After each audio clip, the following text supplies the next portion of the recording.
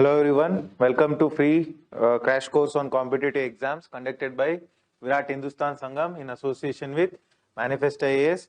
This program is inspired by Dr. Swamy, MP, Rajya Sabha, and it was started on 28th of January. So this program is convened by Sri Ravi Shankar Sir, State Education Convener, VHS Karnataka, and also President of Good Neighbors India Association, NGO. So I am the chief mentor of your program. I have been mentoring for civil service aspirants for past 5 years. So this is your YouTube channel. You can watch this program at the comfort of your home on the YouTube channel of Virat Hindustan Sangam as well as the YouTube channel of Udaya News Karnataka. Okay. So here is the timetable along with the syllabus. We are done with polity. Now we are doing history. Today is history's second class. So you can join our Telegram channel VHS Education Forum by clicking this link or by scanning this QR code. So you can ask your doubts, and it will for this channel is available for free mentorship. Okay, what to expect out of these classes? For veterans and freshers, senior aspirants can use this course as a revision course, and freshers can use this to get hold of the concepts which they are supposed to study in their effort towards competitive exams. Okay, so this is the broad timetable for the 10 days for which I have planned for Modern India. So this is your source, Modern India by Spectrum Publications. This you have to buy, everyone, each one of you. And this is the 10-day program. Today we are going to discuss Consolidation of British and Resistance before 1857. Okay. So let us begin the class. So yesterday I ended here. So cause of decline of Mughal Empire. So today we will start with rise of regional states. What do you mean by regional states? Regional states means those states which were not having a all India power. So regional, that is South India, one regional power was there, that is Hyderabad kingdom, Hyderabad Subadarship was there, and Bengal there was different kingdom, and also even in Awadh there was different rule. So these regional states which were different from the Mughal Empire, though they were under the broad control of the Mughal Empire, so they were largely independent. So survey of the regional kingdoms. So there are three types of regional states. So the first state is successor states. Successor states means, so initially Mughal Empire will be there. Out of this empire, what are the states that are going to emerge out of the Mughal Empire? So as an offspring, like a children. Okay. So those states are called successor states. What are the states? Awadh, Bengal and Hyderabad. These are the successor states. So there were also independent kingdoms which were not dependent on Mughal Empire. What were the independent kingdoms? We have Mysore as well as Rajput states. Largely Hindu states were independent kingdoms. They were not dependent on Mughal Empire. And also there were new states. So new states emerged. What were the new regional states? So it was Maratha, Sikhs and Jats. These were the new states. Survey of regional kingdom. So regional kingdom successor state. First successor state is Hyderabad. It emerged out of Mughals. Hyderabad. So Hyderabad was founded by Asaf Jah Nizamul Mulk. So it was founded by Asaf Jah Nizamul Mulk. Okay. So why did he find it? Actually, he was under in the kingdom of, or in the court of the Mughal Empire. So he will be some minister. So he gets disgusted. He gets saddened by the policies of the Mughal Empire. So what does he do? He finds a new kingdom in the south. So that state is called Hyderabad state. So being disgusted with the Mughal Empire, he finds it. So when was the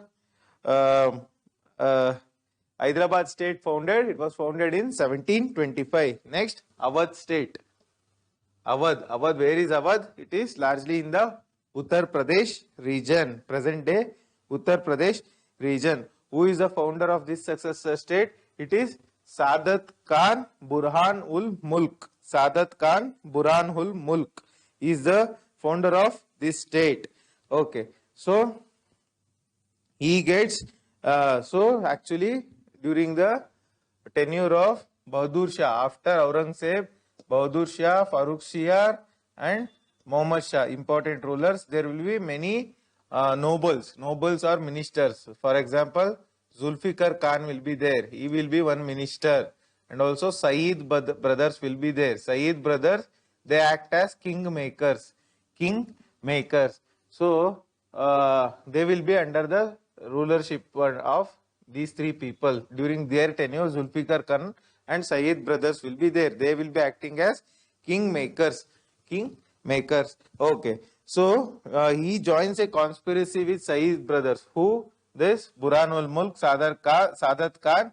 He joins a treachery. He joins a conspiracy plan against the Mughal emperor and gets Awadh from them. So he gets large land to rule for himself. So that is how he gets the land. Next we have the state of Bengal. So Bengal was founded by Murshid Quli Khan. So he made the Bengal a independent state, independent of Mughal Empire. So after this, his son and grandson succeeds. However, none of them are good rulers. So the ruler, one grandson of Murshid Quli Khan, was killed by Alivardi Khan. Alivardi Khan kills grandson of Murshid Quli Khan and becomes a independent ruler in Bengal. Okay, next we have Rajputs. So we have Rajputs, right? So Rajputs. So there was conflict between Bahadur Shah as well as your Rajput kings Ajit Singh and Jai Singh. So they were actually not successor states, rather independent states. Even Mysore is a independent state. It did not emerge out of Mughal Empire. It is a independent state. So Mysore was ruled by Odayars. However, later on it was taken over by Hyder Ali. It was taken over by Hyder Ali and his son Tipu Sultan. So these two are independent states. Also we have the independent state of Kerala ruled by Martanda Varman. So independent of state of Kerala ruled by Martanda Varma. So along with that we have new states. So I told new states. So new states emerges in the 18th century, Jats. So the Jats are present even today. So these are agricultural people. Jats are agricultural people around Delhi, Mathura and Agra. So they were disgusted with Aurangzeb's policy. So Aurangzeb's religious policy, what he used to do Aurangzeb? He used to promote Islam and curb Hinduism or punish Hinduism. So these Jats gets disturbed by that and they form a new state. Who are the important people under Jats? It is Churaman Jat and Badan Singh. So they form a independent state or new state at Bharatpur. So Bharatpur, they form a new state. Okay. So all your Chambal region. So Chambal region and also Agra, everything comes under the control of this Jat rulers. Okay. So Surajmal. So one of the important ruler under Jats is Surajmal. So then comes Sikhs. So they are also new state. Not emerged out of Mughals, but a new state. So here what happens? Aurangzeb actually kills 9 Sikh Gurus. So there are actually 10 Sikh Gurus.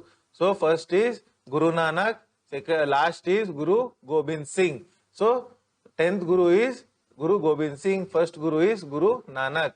So what happens? 9th Sikh Guru, Guru Tej Bahadur, he was killed by Aurangzeb.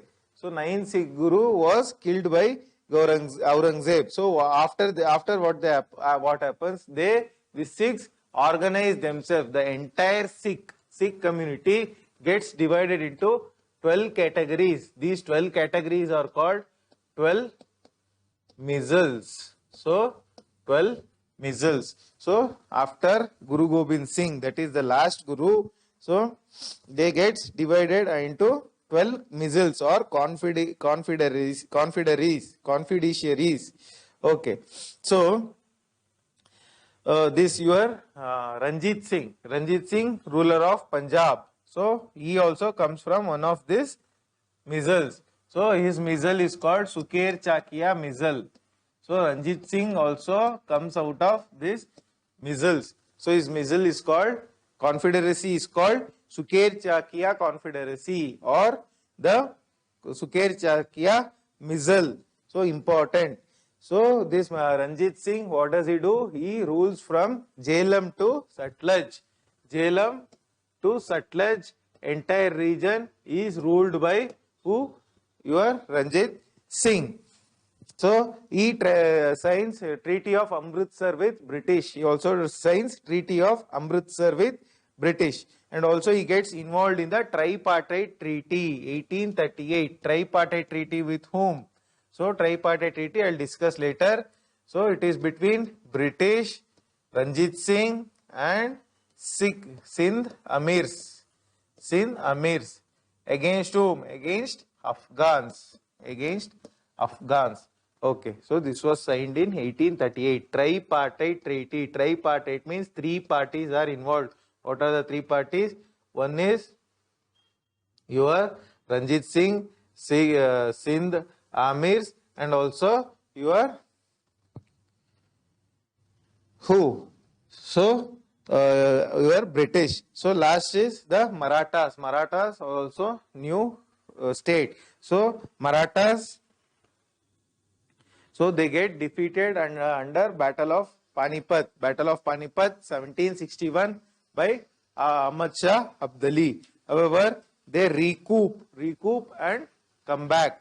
So one more new state of Rohilkhand. So Rohilkhand is ruled by whom? So it is actually in the foothills. So foothills means what? If this is a hill, so this is Himalayas, the plain region near the foot of the mountain. So this Rohilkhand people located in the foothills of Himalayas. So they were majorly Bangash Pathans. Their community is from Bangash Pathans. These Pathans are from actually Afghan Pakistan region today. Okay. So they also set up a independent kingdom. So Rohilkhand, they set up a independent kingdom. So these are the new states. So nature and limitations of regional state. What are the limitations? So limitations. So even though they were separate from Mughal territory or Mughal Empire, many of them tried to maintain their relationship with Mughal Empire. They tried to maintain their ties with Mughal Empire. And also they were regional in character. So Maratha was confined to Maharashtra and surrounding region. They were not pan-India. So initially they were confined to Maratha region, Maharashtra region. Later they gets expanded. So all majority of these kingdoms are, or the states are regional in character. They were not pan-India. So that is also a limitation. So these regional states were supported by local zamindars, merchants. Sometimes these zamindars and merchants, they themselves were rulers. So this is also a limitation. So they lacked in administrative and military organization. So they didn't have good administrative policy, that is ruling, executive policy. So and also military policy, their military was weak. So these are some of the limitations of the regional states. Also you can add Jagirdari crisis. Jagirdari crisis I discussed yesterday. Socio-economic conditions. Socio-economic conditions. India before the British, what was the socio-economic condition? Socio, samajika, economic, arthika paristhiti. Okay. So agriculture. What was the socio-economic condition of agriculture? So there were two kinds of people. One who were extremely poor, and there were nobles.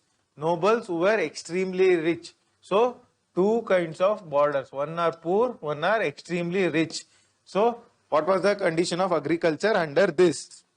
So agriculture, these peasants were extremely poor, and they worked hard.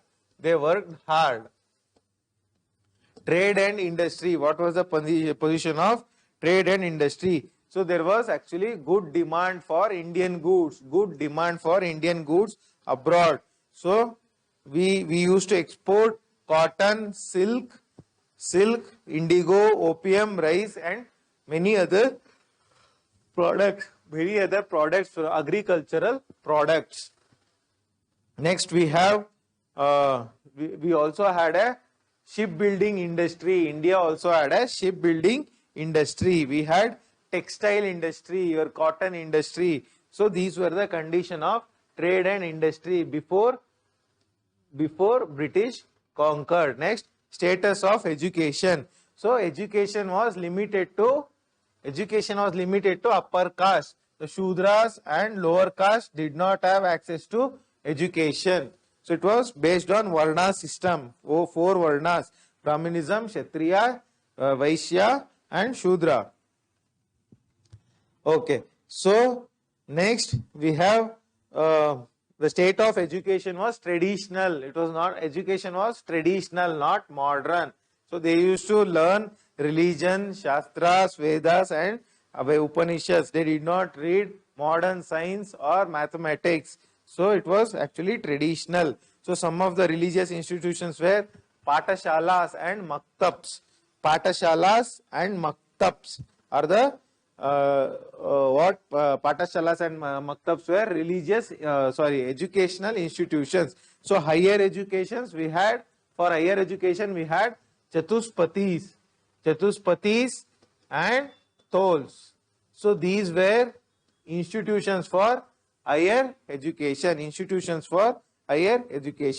So we also had madrasas for Urdu and Arabic learning. So this was the situation of education. Next, societal setup. So societal setup, how was the society organized? So society was organized into many castes and many sects. So we had four Varnas. I already told four Varnas. Among the four Varnas, there were many subcastes. So many subcastes were there. This was the condition of caste system. And also panchayats, in the rural village panchayats, there were caste system rules. So there was no judicial system. So in the panchayats, they used to give the ruling based on caste system. The rules were made on caste system. Not only among the Hindus, we had among the Muslims Sunnis and Shias among the Muslim population. So that was the social setup. And also in the Muslims, upper castes were called Sharif Muslims and the Muslim lower caste. So Muslim also, there were two categories, upper caste and lower caste. Upper caste called as Sharif Muslims, lower caste called as Ajlaf Muslims. Next, position of women. What was the position of women? The position of women in India was bad. There was sati system, killing of the wife after the husband dies in the funeral pyre. When the husband is being burnt, even the wife is also burnt along with the husband. Sati system was there. Female infanticide was there. When a girl child is born, she was killed as soon as she was born. So that was also there. And also there were systems like purda system, wearing of purda. And also there were systems like child marriage, polygamy, marrying multiple wives. All those were the condition, and there were the dowry, practice of dowry was also there. So next, menace of slavery. There was too much slavery. Slavery was practiced in India. Okay, prevalence of slavery was high. So these were the societal setup in India during before the British conquest. Developments in art, architecture, and culture. So what was the development in art and architecture before the British came? So art and architecture flourished during Mughals. What was the art and architecture? We have your Taj Mahal is there, Red Fort is there. So Mughals also encouraged paintings. They encouraged paintings. Your Humayun tomb is there. So many other contribution to art and architecture. So even in the regional state we have Asafudollah, Sadat Khan, Burhanul Mulk, Sadat Khan's successor, Asafudollah in Awadh. He built Bara Imambara. It is the architecture. Bara Imambara, Bara. So also this the Savai Singh, Raja Savai Jai Singh, he built so astronomical observatory. So to observe the stars and planets, this Raja Savai Jai Singh also built what? An astronomical observatory.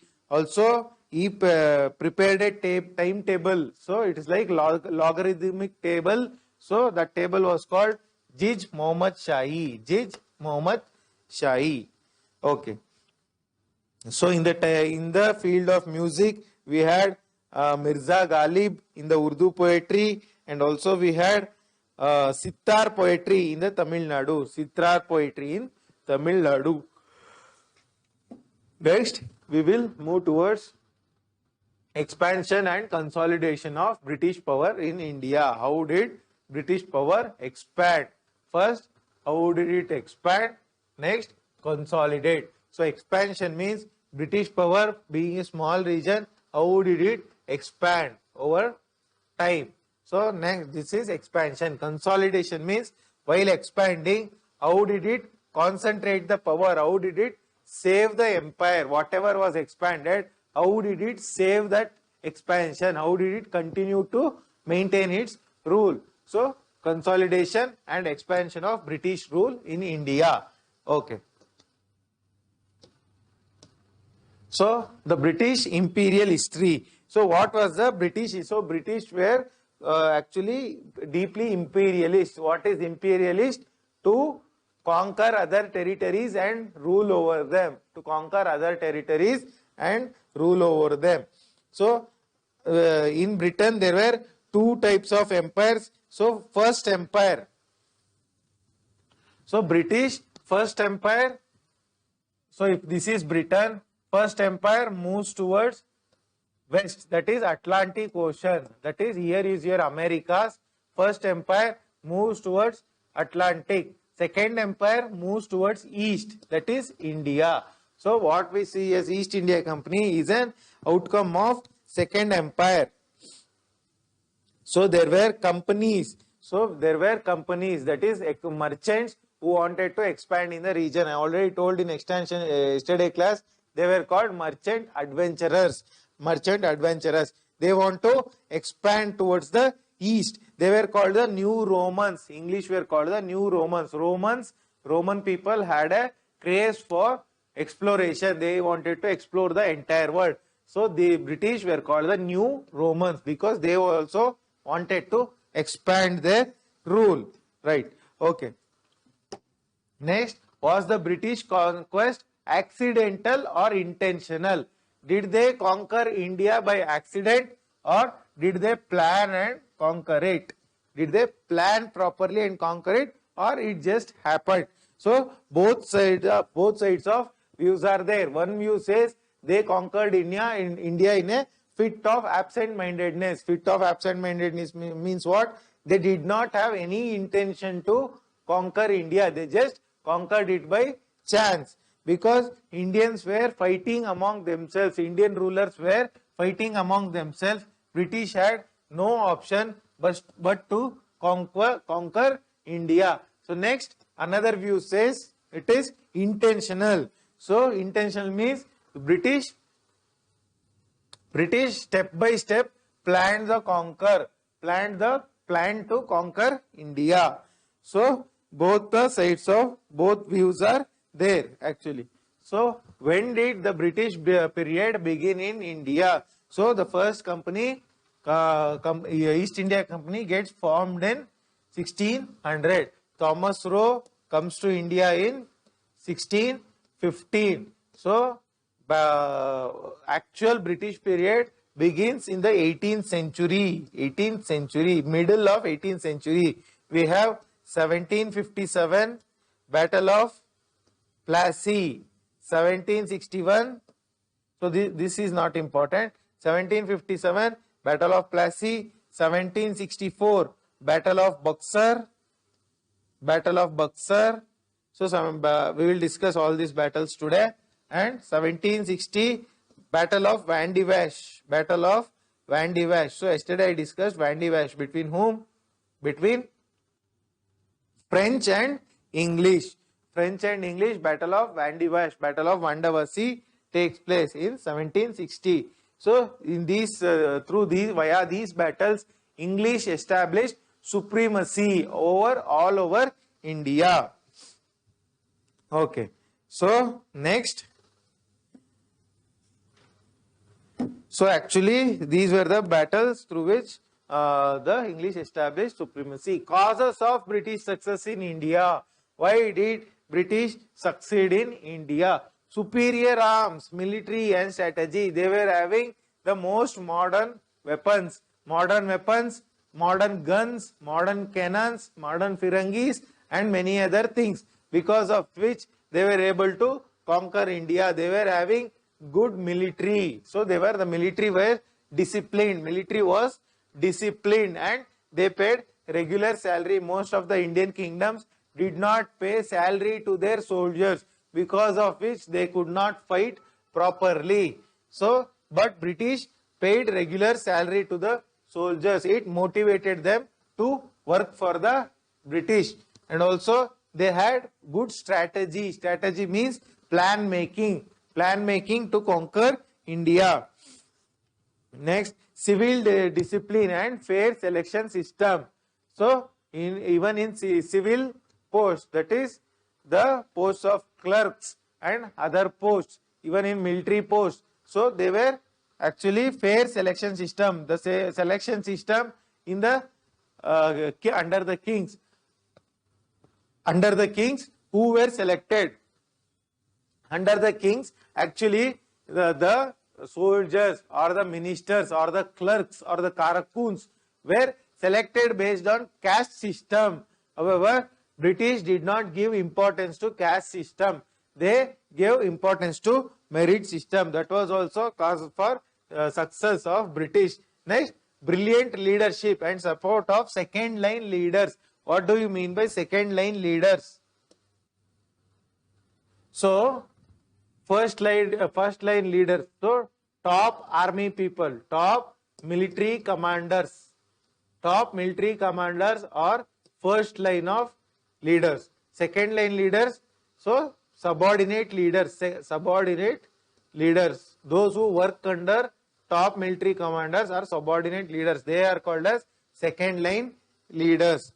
So we had brilliant first line leaders. Who are the first line leaders? Robert Clive, Warren Hastings, Elphinstone, Dalhousie. They were the first good first line leaders. Second line leaders were also good. Who are the second line leaders? Sir Eyrecourt, Arthur Wellesley and many others. However, in India there was only first line leaders. Tipu Sultan, Jaswant Rao Holkar. So Peshwas, they were just Mahaji Scindia, they were just only first line leaders. There was no good second line leaders. So that army depended on only top military commanders, no subordinate leaders. That was also a reason. Next, strong financial backup. Yesterday I told British East India Company used to raise stocks, and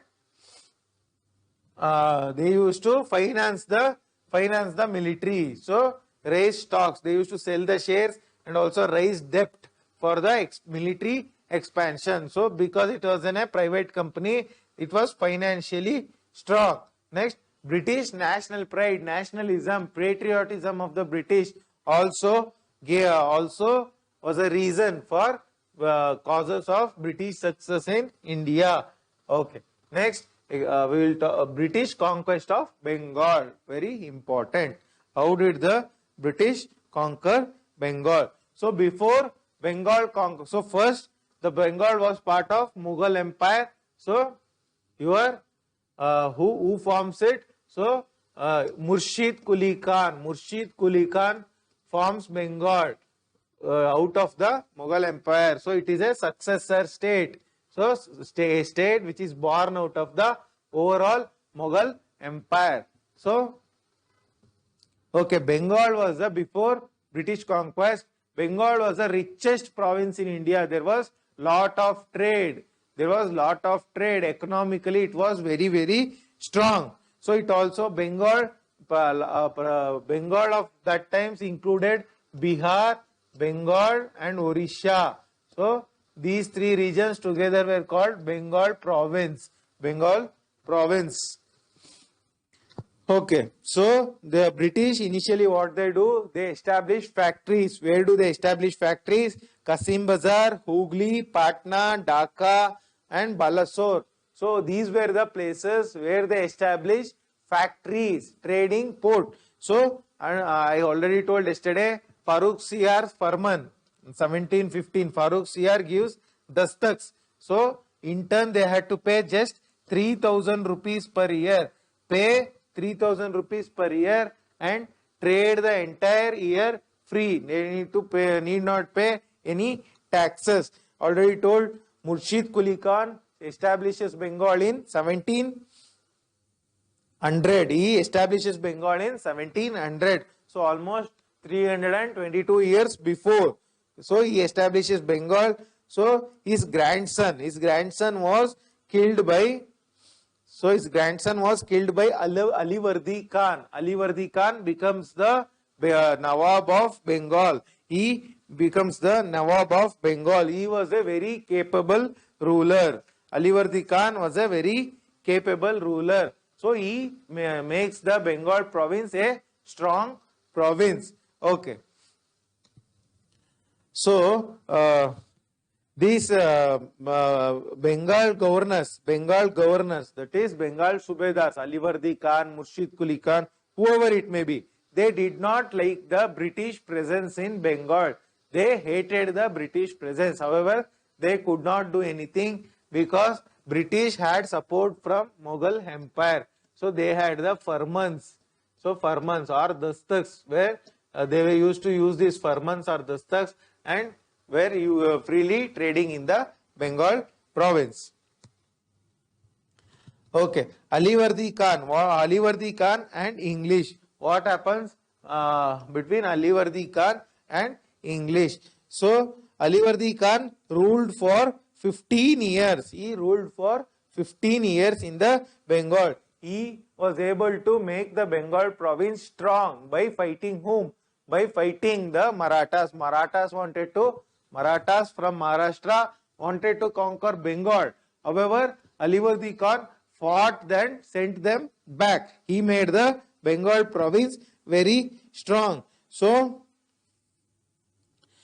this Alivardi Khan actually also was fighting along with Marathas. Alivardi Khan along with Marathas at one end, he also was fighting in the Carnatic region, the region which is next to Coromandel coast. All your Andhra Pradesh, Odisha and Tamil Nadu form the Carnatic today. Not Odisha, Andhra Pradesh and Tamil Nadu.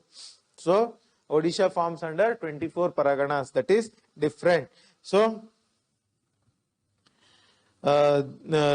Next, after Alivardi Khan dies, next comes Sirajuddaula. Sirajuddaula. So what were the challenges? He was very young when he became the Nawab of Bengal. This Sirajuddaula was just 20 years old. He was just 20 years old. So he actually there were many hostilities for him. There were many opposition. His own aunt was opposed to him. His cousin was opposed to him.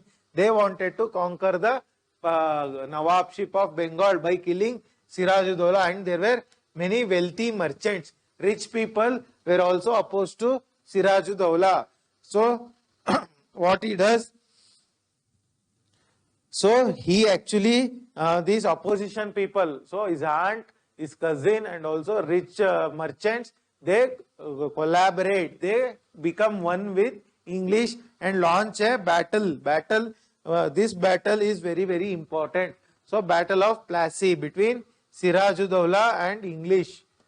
Sirajuddaula versus English, Battle of Plassey, 1757. So this is the battle which sets the ground, which sets the foothold.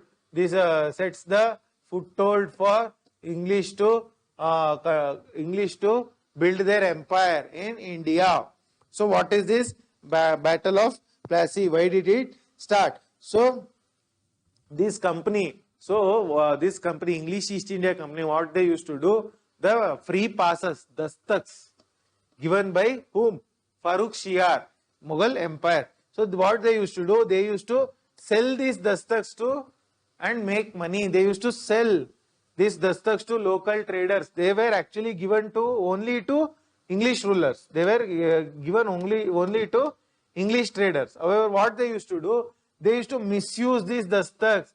They used to sell it for corrupt money. So they used to take bribe and sell these dastaks. This was actually opposed by Sirajuddaula, and also without Nawab's permission, they fortified the Fort William.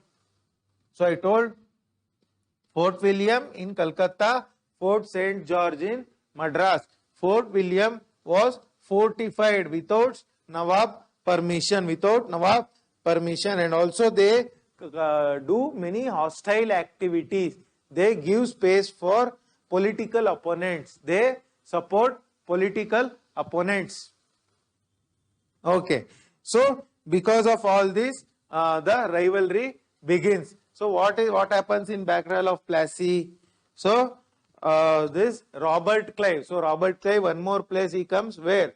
Second Carnatic War. So Second Carnatic War, Robert Clive comes also into picture during Battle of Plassey. Robert Clive actually, so he comes under he heads a English force. He heads the English army and defeats the defeats Sirajuddaula. So there were many conspiracies.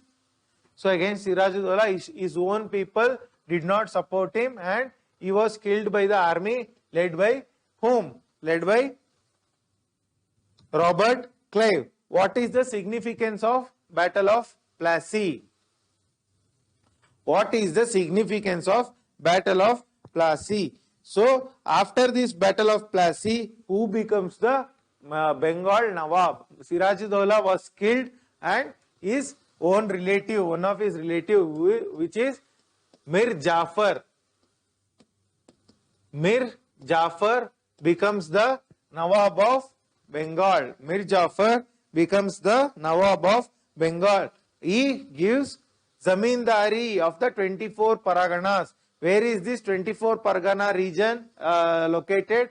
It is actually in the modern Odisha region. So Odisha region, entire Zamindari, that is what is Zamindari? Right to collect land revenue, right to collect agricultural tax. So that right was given to whom? That right was given to English by whom? Mir Jafar. Okay, so it also had, this battle had political significance. It established the supremacy of English, because for the first time for the first time, English was able to defeat a powerful local ruler. So this is the actually 1757 is the actually the beginning of British Empire in India, because they were able to defeat a powerful local ruler.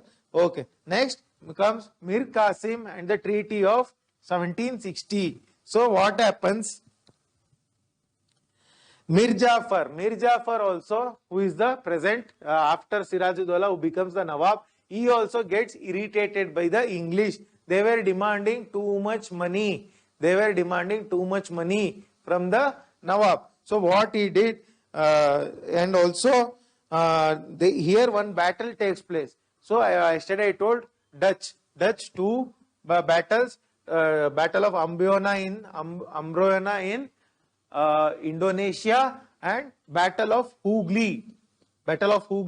Where does it take place? In Bengal. So this Battle of Hooghly is also called Battle of Chinsura or Battle of Bedara. So here Dutch versus English, Netherlands versus English. So here what happens? This Mir Jafar joins hands with Dutch.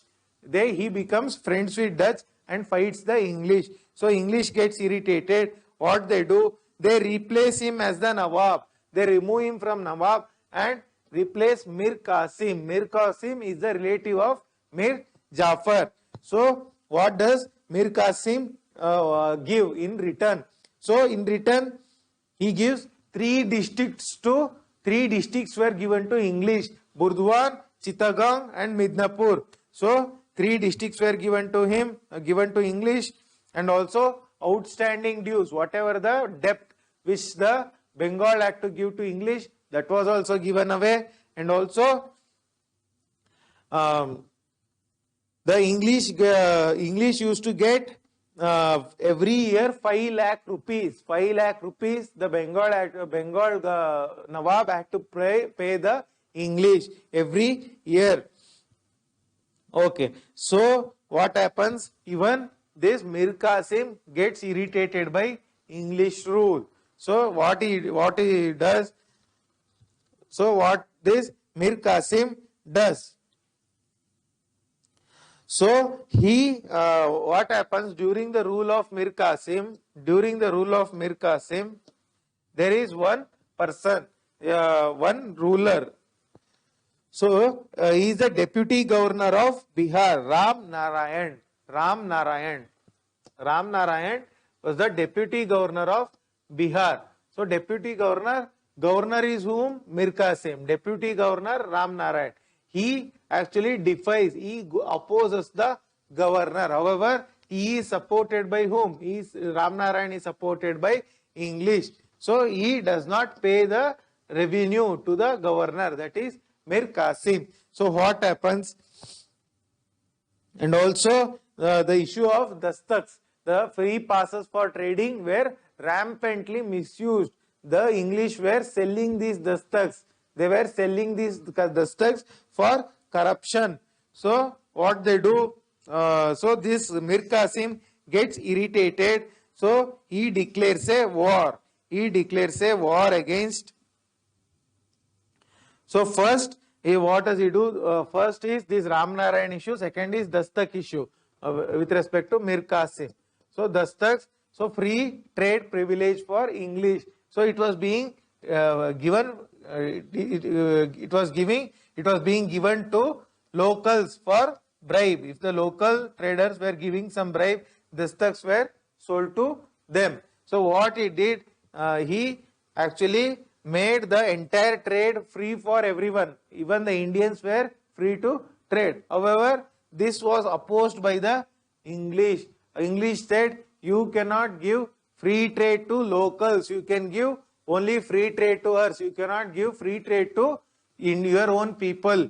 So this was also an issue. So because of which here comes the Battle of Buxar, very, very important, 1764. So he joins hands with whom? He joins hands with Nawab of Awadh. So Nawab of Awadh and also Mughal Emperor. So he joins a hand with Nawab of Awadh and also Mughal Emperor. Mughal Emperor Shah Alam II. Shah Alam II plus Mughal Emperor plus Mir Qasim. Sorry, Shah Alam II plus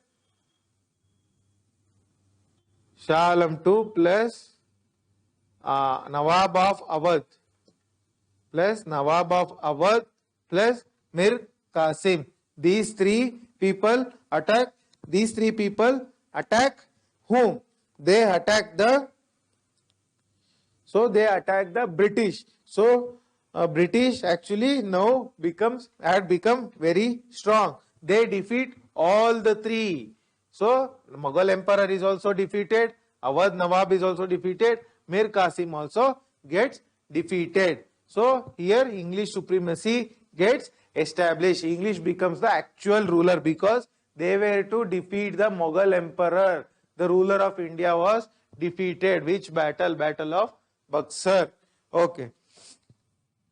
So after this, what happens? The Mir Jafar. So Mir Jafar, who was after Nawab, after Siraj-ud-Dawla, he becomes the Nawab of Bengal again. Mir Qasim was thrown out and Mir Jafar becomes the Nawab. And what does he give? He gives permitted duty-free trade.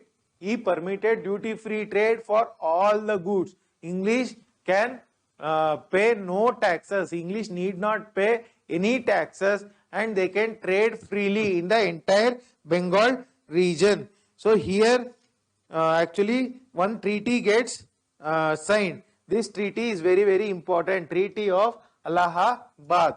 Treaty of Allahabad. It was signed in 1765. Nawab Shuja'ud-Dawla. Shuja'ud-Dawla, Nawab of which region? Shuja'ud-Dawla is the Nawab of Awadh. So under this treaty, what does he agree? So he agrees to pay 50 lakh rupees as war compensation to British. So there are many other agreements, not so important. Next, Shah Alam II. Shah Alam II, what does he agree under the Treaty of Allahabad? Under the Treaty of Allahabad. Treaty means a kind of agreement, Oppanda. Okay. So under the Treaty of Allahabad, what does the Mughal Emperor say? He gives Diwani rights of Bengal, Bihar and Orissa. So Diwani rights means right to collect land revenue. Diwani rights means right to collect land revenue, land tax. Okay. He gives the British right to collect land revenue in Bengal, Bihar and Odisha. 3 places, 3 provinces. And he also, okay, so he also pays 50 lakh rupees to the British. So, okay, so here what happens?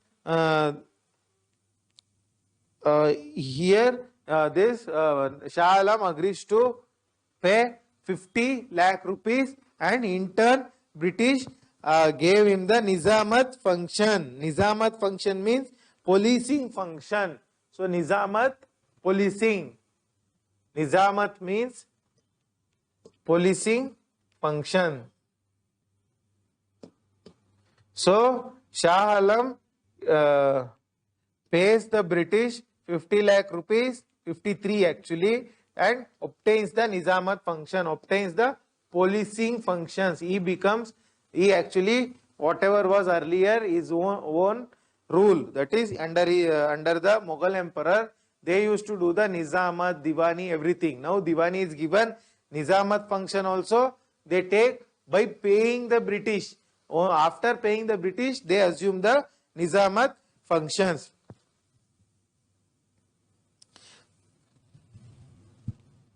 Okay, so actually this Shah Alam pays 53 lakh rupees.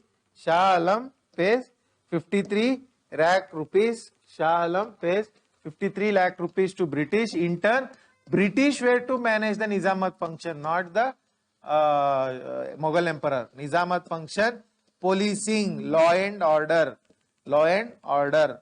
So this was managed by British. Why did they want to manage? Because Nizam pays money, 53 lakh rupees. Next, dual government in Bengal.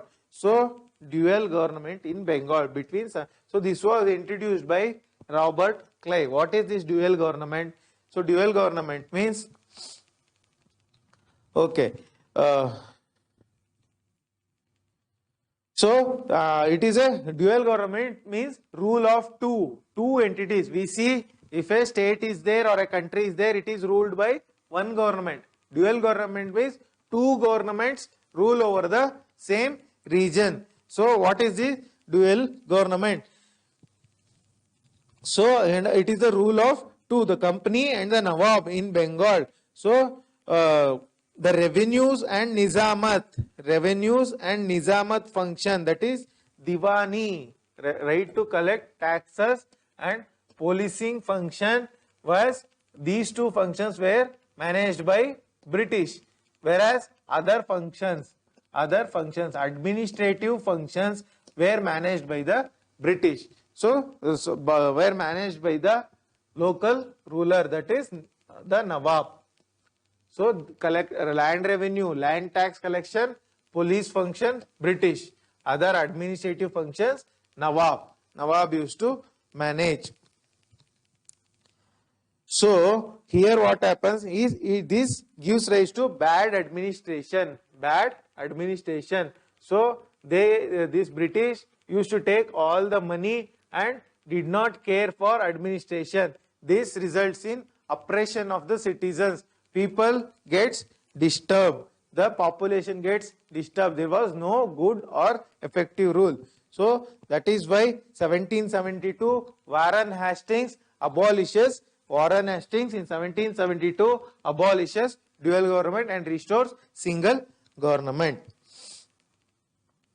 Okay. So next we will move to the Mysore's resistance to company. Mysore's resistance to company. So here we have the Odear dynasty. Odear dynasty initially.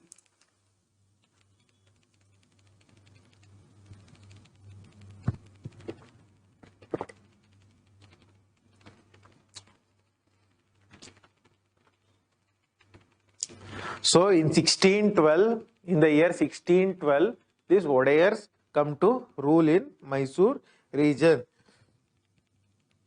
So what happens? Initially it was under the control of Odayars. So Chikka Krishna Raja Odayar was one of the ruler who ruled from 1734 to 1766. Chikka Krishna Raja Odayar.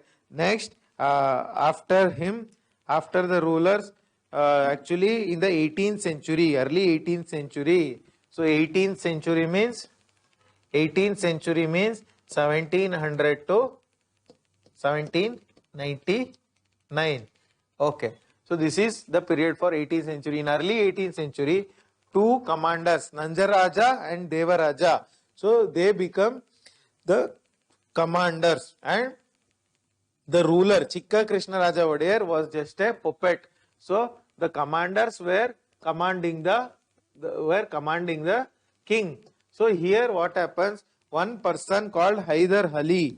Hyder Ali becomes the ruler. So here during the rule of Nanjaraja and Devaraja, Marathas frequently attacked the Mysore. Marathas attack the Mysore and take lot of money. Okay. So they take lot of money. Okay. So Mysore becomes financially weak because Marathas take all the money. Mysore becomes financially weak. Okay. Next, so during this time, Hyder Ali becomes the ruler. Hyder Ali becomes the ruler. So he starts as a normal worker in the Mysore army. He starts as a normal worker and rises to the to become the Sultan, rises to become Sultan. He replaces the king. He replaces the Odeyer king and also the other commanders, Nanjaraja and Devaraja, and he becomes the king. Okay, so what does he do? So in 1761, starting 1761, Hyder Ali becomes the de facto ruler. He is the actual ruler. So he makes friendship with French people. He makes friendship with French people and obtains French weapons, French artillery. Artillery means guns. So he obtains French guns. So he also sets up with French help. Hyder Ali with French help, he sets up a weapons factory. See, he sets up a weapons factory in Dindigul. So he sets up a weapons factory in Dindigul. So why does the so he expands his territory. Hyder Ali expands his territory by capturing many areas like Dodballapur, Bednoor, Hoskote. All these places were captured by whom? By Hyder Ali. So what happens earlier during the rule of Odayars, Marathas used to raid and plunder Mysore. After Hyder Ali starts raiding Marathas. Hyder Ali starts raiding Marathas, go and raid their territories and take the money from there. So first Anglo-Mysore War. 1767 to 1769. So what happens? English would have become very strong after Battle of Buxar. 1764 Battle of Buxar. English would have become very strong. So they have belief in their own capability to defeat any kingdom in India. So what happens? They set their eyes on the Mysore kingdom. English set their eyes on the Mysore kingdom. They conclude a treaty. With Nizam of Hyderabad and English conclude a treaty in 1766, and they now want to capture what? They want to capture the Mysore territories. So the Nizam of Hyderabad, Marathas and English. Marathas, English and Nizam. All these three attacked Hyder Ali in the first Anglo-Mysore War. Okay. So what happens here? Hyderabad, what does he do? He pays bribe to Marathas and Nizams and make them friends. And English becomes without any friend. They become alone. They turn alone. Okay. Then what happens? Hyder Ali, when English becomes alone, he starts defeating the English. After they become alone without any support, he starts defeating the English. Here, this war becomes endless. Here, there was for 2 years there is no conclusion to war. Then they sign the treaty to what? To exchange, to end the war. So English actually will suffer lower. English will actually suffer what? Defeat, like a moral defeat. Even though they don't lose many territories, a kind of moral defeat. That is, they actually suffer the loss of prestige. The English suffer the loss of prestige and sign the Treaty of Madras. First Anglo-Mysore War, Treaty of Madras. Treaty names are important. Treaty of Madras gets signed. Okay. Next, Second Anglo-Mysore War. So under the Treaty of Madras, what they would have agreed, if someone attacks Hyder Ali, English had agreed that if someone attacks Hyder Ali, English would come to the support of Hyder Ali. However, they don't come to, when Marathas again come to fight Hyder Ali, English don't support support. So Hyder Ali said, you have breached the treaty, you have not respected the Treaty of Madras, and says that more than you, the French people are more helpful. More than you guys, the French people are more helpful. So here what happens? Now Hyder Ali, what does he do? He becomes friends with Marathas. He pays the Marathas and makes them friends, and he also makes friends with Nizam and attacks the English. He attacks the English.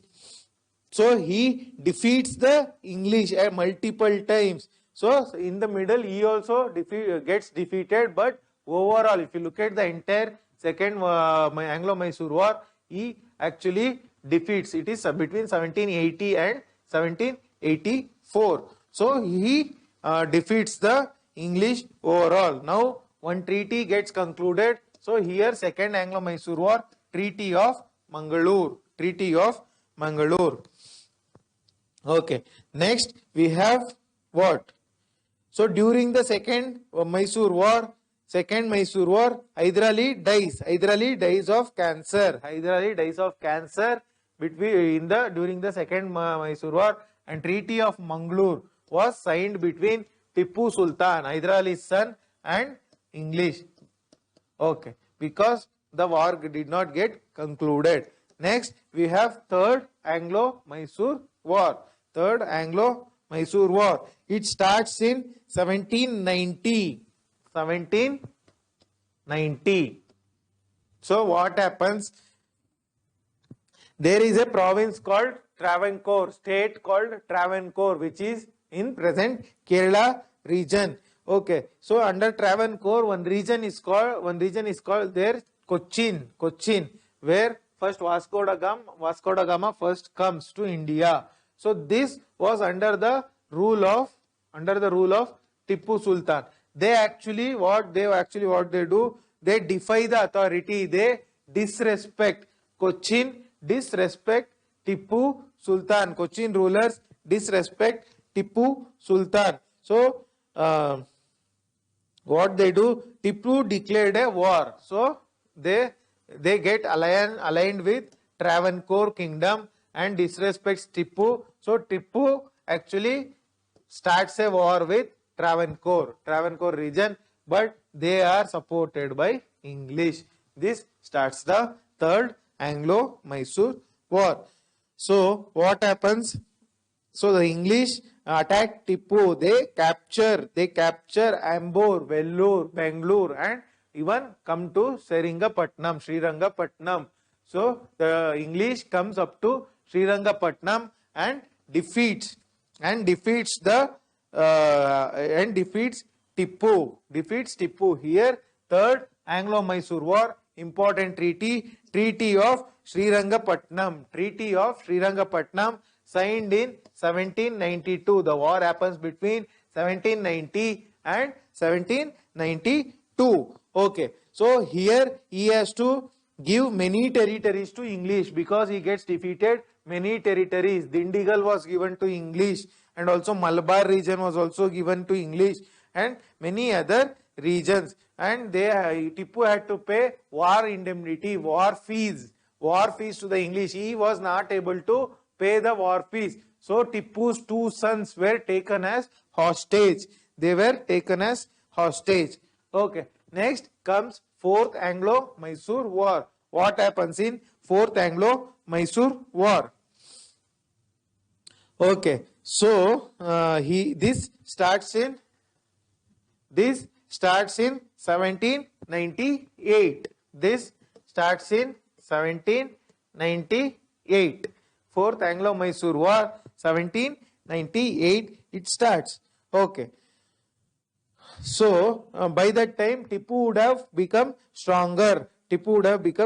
Here why this fourth Anglo-Mysore war starts? Here one viceroy or Governor General of India, Lord Wellesley.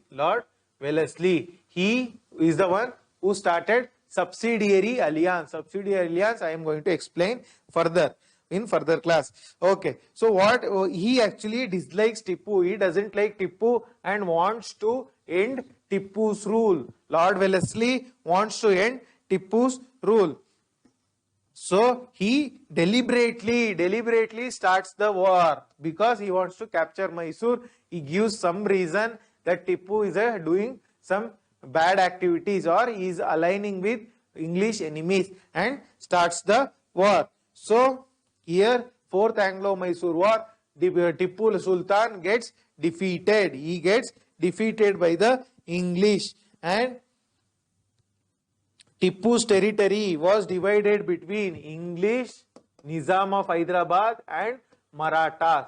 These three people divides the Tipu territory, and the remaining territory was given to earlier Odeir rulers. A small territory was given to earlier Odeir rulers. Okay, so this is the Mysore after Tipu. After Tipu, what happens? I told this Nizam gets some territory, English also gets some territory, and also Odairs get some territory. Okay, next Anglo-Maratha struggle for supremacy. What is the fight between English and the Marathas? Anglo-Maratha struggle for supremacy. So how does the Marathas rise? Anglo-Marathas. Marathas means people from Maharashtra.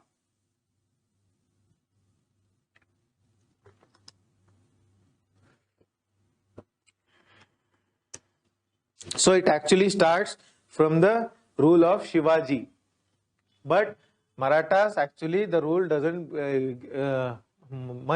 not much important during the rule of Shivaji, but during the rule of Peshwas. We are going to discuss what is the Peshwa rule. So after Mughal Empire declined, once the Mughal Empire declines after Aurangzeb, these Marathas emerge as what states? They emerge as independent state. Independent state. Three kinds of state I discussed at the beginning of the class. Marathas emerge as a independent state. After Mughal Empire declines. So 1761, what happens? Ahmad Shah Abdali from Persia, he defeats Marathas in which battle? Battle of Panipat. Third battle of Panipat. But they regain their energy. And they regain their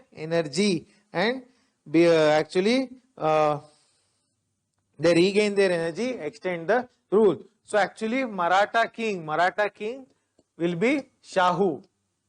Maratha king during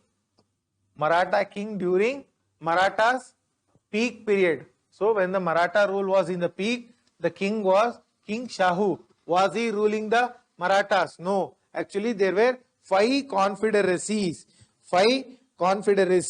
What are the 5 confederacies? 5 confederacies means 5 Maratha families were ruling over the various regions of India. They together form the Marathas. What were the 5 families? First family is Gaekwad of Baroda. So today's Vadodara in Gujarat. Their Gaekwads were there. Next we have Bhonsle of Nagpur. So this was the second family. Nagpur, Bhonsles were there. Third, Holkars of Indore, today's Madhya Pradesh capital. Their Holkar family was there. And Sindhyas of Gwalior. So these people in the Madhya Pradesh, Gwalior. So the Sindhyas were from Gwalior. Then Peshwa of Pune. Peshwa under Pune. These 5 families together form the Marathas. And the king was Shahu. 5 families together form the Marathas. Okay. So what happens? Entry of English into Maratha politics. How did the English enter into Maratha politics? Okay. During early 19th century. 19th century means what? 1800 to 1899. During early 19th century, that is during beginning of 1810, during that time, what happens? So they want to actually establish a English proper province in the around the Bombay region. Bombay, I told, Bombay they get English get from Portuguese, so they will be, it will be their headquarters in the western coast. Eastern coast, it was Calcutta was the headquarters, right? So around the Bombay region, they want to establish a proper province around the Bombay region. So this is why they enter the Maratha politics. They want to establish political supremacy over the region. That is why they enter the Maratha politics. Also, the reason is Marathas were divided. So they made use of the divide and rule policy, and they wanted to enter the Maratha politics. First Anglo-Maratha War. So after the death of so what happens? Madhav Rao will be the Peshwa. Actually, Maratha rules will be called the rule of Peshwas. So I told 5 families. Out of the 5 families, Peshwas were the most important. So Peshwas were ruling, exercising control over other families as well. Okay. So after Madhav Rao Peshwa dies, his brother Narayan Rao becomes what? He becomes the 5th Peshwa. However, his uncle, Narayan Rao's uncle, Raghunath Rao wants Peshwaship. So what he does? He kills Narayan Rao. However, this was opposed by the local people, local other ministers. Here one person is important, Nana Fadnavis. He will be a minister. Nana Fadnavis. So what happens? Nana Fadnavis and other ministers oppose whom? Raghunath Rao, who illegally killed Narayan Rao Peshwa. Okay. So what happens? So they oppose the Raghunath Rao. So what Raghunath Rao does? He goes and takes the support of English, because he gets opposition from the Nana Fadnavis and other ministers. He goes and takes the support of English. He pays some money. He gives some territory to English, and in turn takes what? Military support. However, Nana Fadnavis, he also takes the opposition. So Raghunath Rao also takes the support of English, and Nana Fadnavis also takes the support of English. So when Raghunath Rao gets more support, Nana Fadnavis, so actually what happens? Nana Fadnavis actually realizes the situation that English are not supporting us. They are supporting the Raghunath Rao. So he violates the treaty. And goes to French and gives a port to French. So what happens? English and Marathas come to fight. So outside Pune, the battle happens between outside the Pune. So here one commander is important. Mahadji Scindia. I told Mahadji Scindia, one of the important commanders. He belongs to Scindia family of Gwalior. So what happens? He fights the British properly. Mahadji Scindia fights the British properly. So these Marathas are famous for guerrilla warfare. What is guerrilla warfare? Suppose there are mountains. Here plain region is there. So if the English army is there in the middle, so what they do? These Marathas attack from the mountains. They come and attack from the mountains. This warfare is called guerrilla warfare. The Marathas were very famous in this guerrilla warfare. So what they do? They actually capture the English in a village. So a village called Vadgaon. In Vadgaon, they capture the English. Then they cut off their supply chain. Supply chain means food and arms come to the English from the central authority. So this supply chain of food and arms will be cut off. So these people will be starving, no food, no arms. So then they sign a treaty. Okay, so the most important treaty here is Treaty of Salbai. Treaty of Salbai 1782. First Maratha-Anglo War gets ended after Treaty of Salbai. S-A-L-B-A-I. Salbai. Okay, so first they sign a Treaty of Vadgaon to break this capture. However, the Treaty of Vadgaon is not so important. So don't confuse, just write Treaty of Salbai. So after Vadgaon, what happens? After Treaty of Vadgaon, Mahaji Scindia gets defeated at a different place. So he gets defeated. So English and Maratha position become equal. Initially, Marathas will be high. However, English also raise. So the position will be equal. Okay. So then what happens? There are many other treaties in this. Treaty of Purandar is there. Many. So the treaties are not important. Just remember Treaty of Salbai. That is more than sufficient. If I tell more treaties, the more confusion you will get. Okay. So the whole what happens in the Treaty of Salbai? So here, so English gets the trade privileges as before. So treaty, they get the trade privileges as before. So they can trade in the Maratha region. That will get continued, and English also get Salsette region, Salsette and Basin.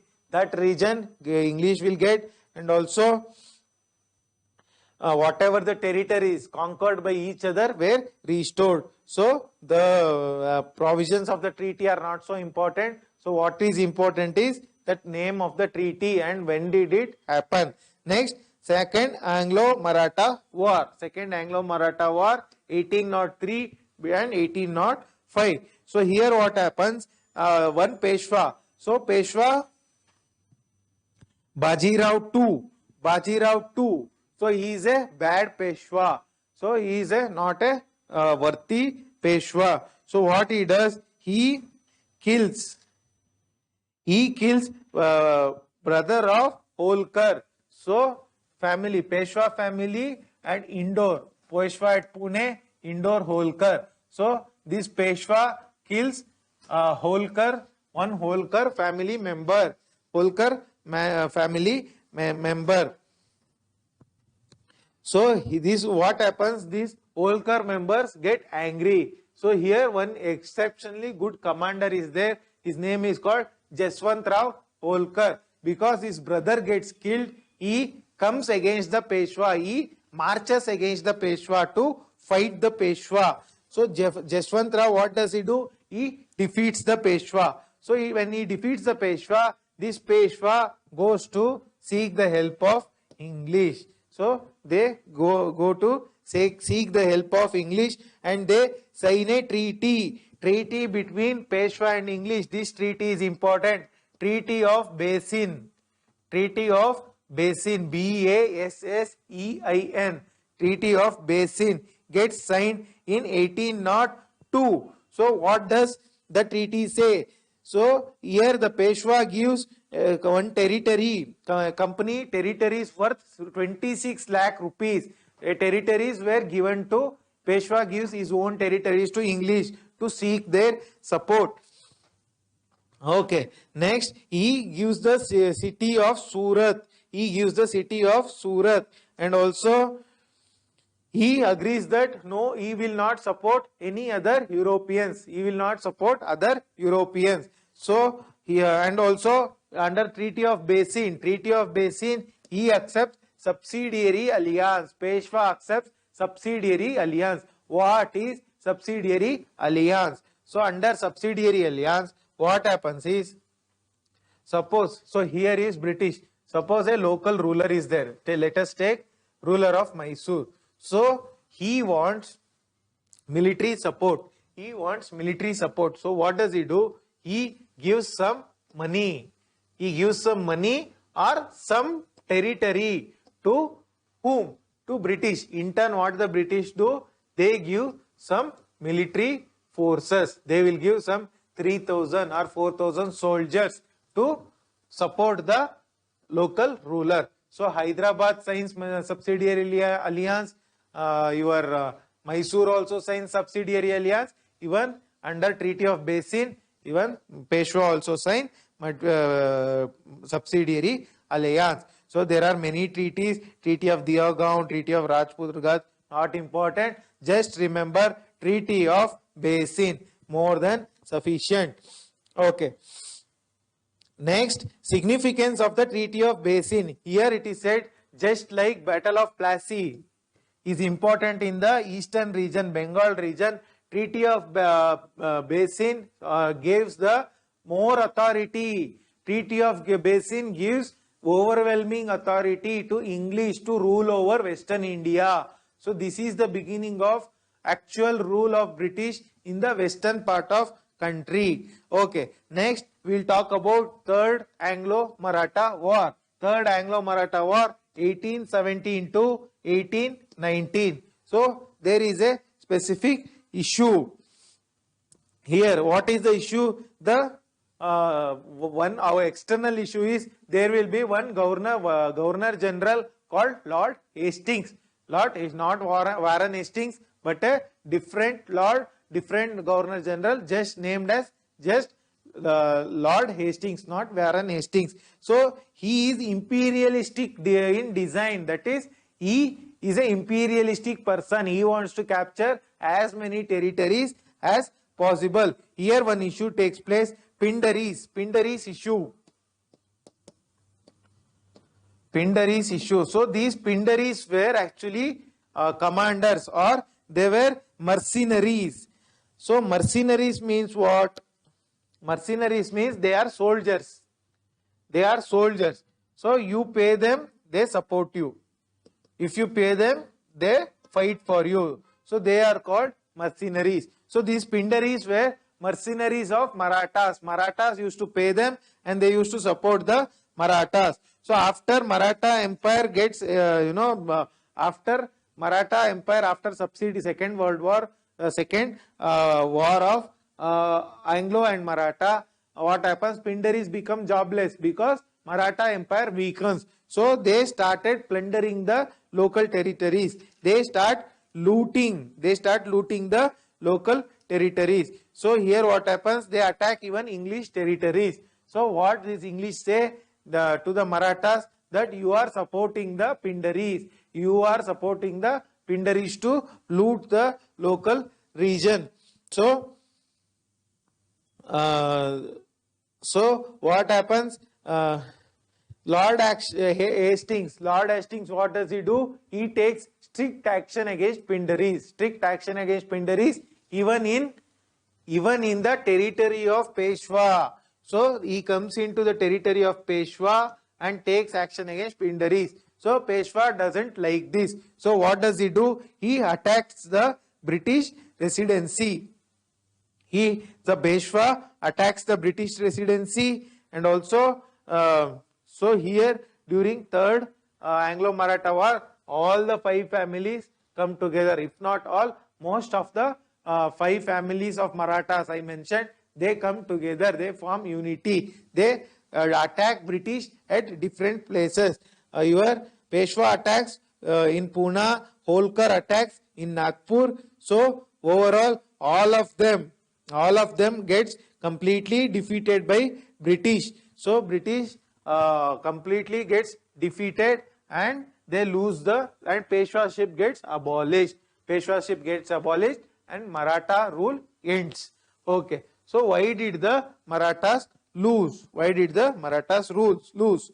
So no good leadership. There was no good leaders among the Marathas. That was the first nature. And second nature is defective nature of Maratha state. Defective nature means their military was not strong, their administration was not strong, their economic policies were not strong.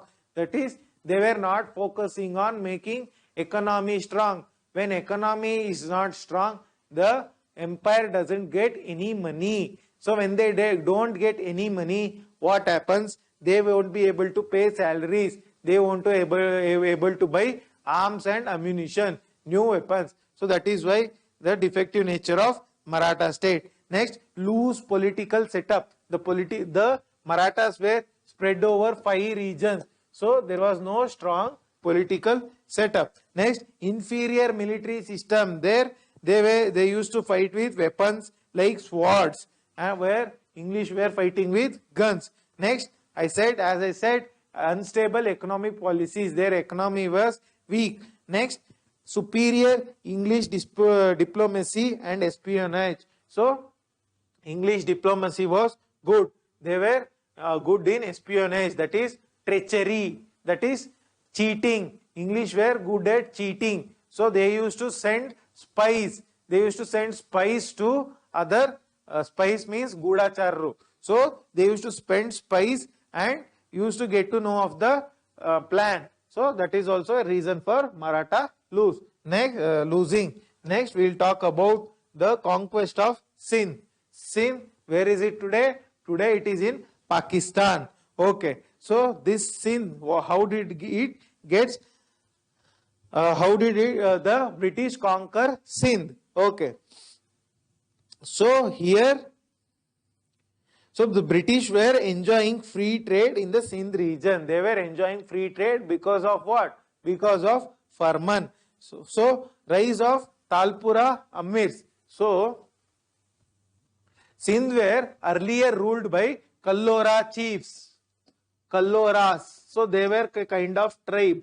So Sindh today, if this is your India and this is your Pakistan, so somewhere here comes the Sindh region. Okay. Sindh were, sorry, one second. So if somewhere here you get the Sindh region. So Sindh was ruled by whom? It was ruled by Kallora chiefs. Who was the important Kallora chief? Ghulam Shah.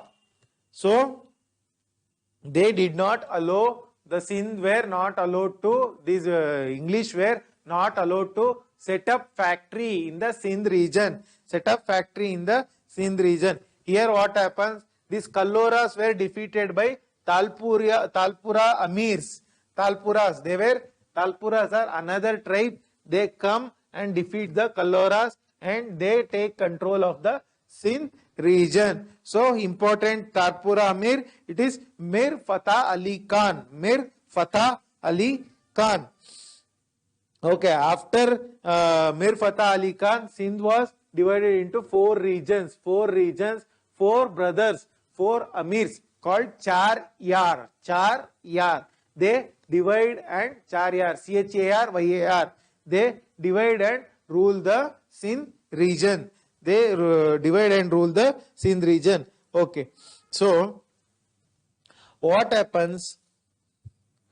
So, gradual ascendancy over Sindh. So, how did the British gain ascendancy? They gain control over Sindh. How did the British gain control over Sindh? Okay. So, the British were thinking that Napoleon of France was conspiring, was planning to attack English in friendship with Tipu Sultan. Tipu Sultan and Napoleon were planning to attack English. This was though not real. The English believed like that. So they wanted to safeguard their empire. They wanted to safeguard their empire. So Sindh, actually here Hindu Kush mountain is there. Sulaiman range is there. Sulaiman range, Hindu Kush mountain. They were actually acting as a natural barrier. Natural barrier means what? Your Himalayas. Himalayas are natural barriers. Means people from other side of Himalayas cannot come to India easily. So it is a natural protection. Likewise, this side, these mountains were according natural protection. So British thought if we capture Sindh, our Indian territory would be safe from attack from Russia or France. Okay. So here what they do, they force the Sindh people to sign a treaty. So this treaty is called Treaty of Eternal Friendship. Eternal Friendship, continued friendship. It was signed in 1807. So this Treaty of Eternal Friendship was signed in 1807. So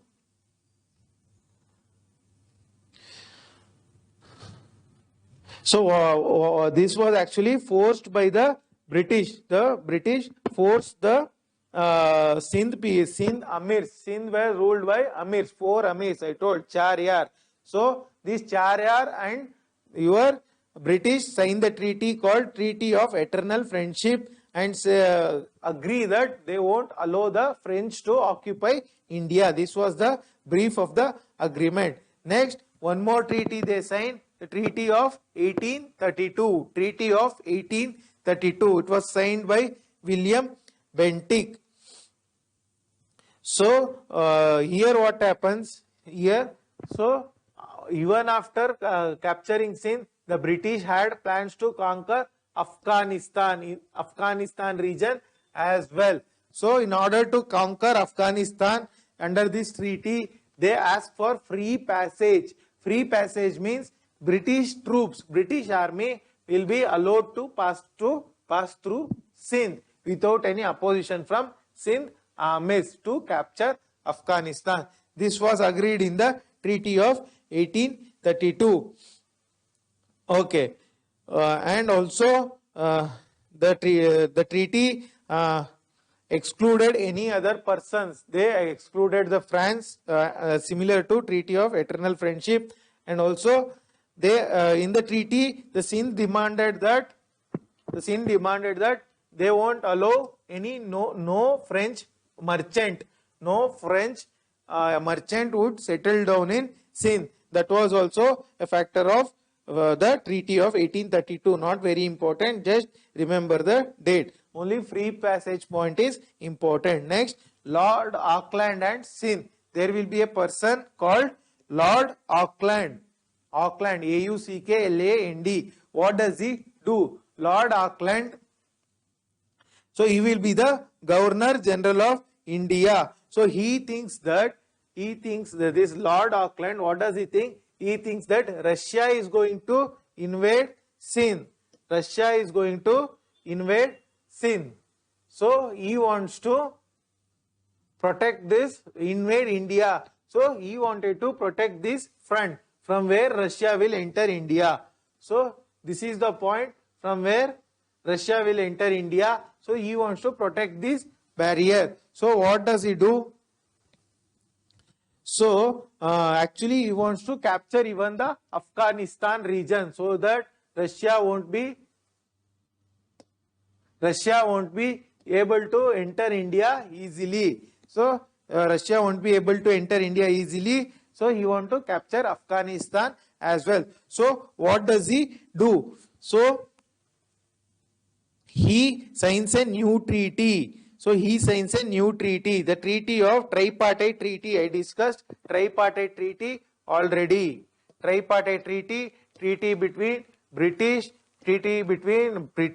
Punjab and Sindh versus Afghanistan. This treaty was signed. Okay. So what does this treaty say? So it says that, okay. So it actually allows the British to this treaty actually. So here what happens? These Amirs and Punjab, that is Sindh and Punjab, will be fighting. So this treaty says that this fight will end. That is, Ranjit Singh will not attack Sindh. That is, Punjab will not attack Sindh. That is the first point. And also the English, if there is any dispute between Punjab and Sindh, who will solve it? The British will solve it. This was provided by the treaty. Okay. So and also this is the second point of treaty. And the third point is, so this Emperor Shah Shuja of Afghanistan will not claim Sindh. This is the third part of the treaty. That is, Emperor Shah Shuja, that is Afghanistan Emperor, will not demand Sindh, will not conquer Sindh or intervene in Sindh politics. These are the 3 points of the tripartite treaty. So here next, Sindh, even after this, the British forced Sindh to accept subsidiary alliance. Subsidiary alliance. Okay, so what happens? The Amirs, the Sindh Amirs were forced to pay for troops. They pay some money. As I said, in the subsidiary alliance, the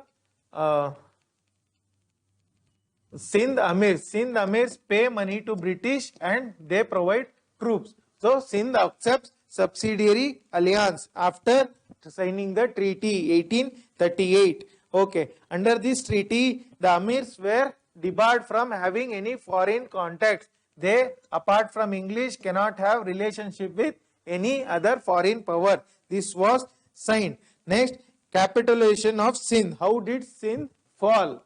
So later on, even after subsidiary alliance, English doesn't get satisfied. They want to conquer the entire Sindh. So what do they do?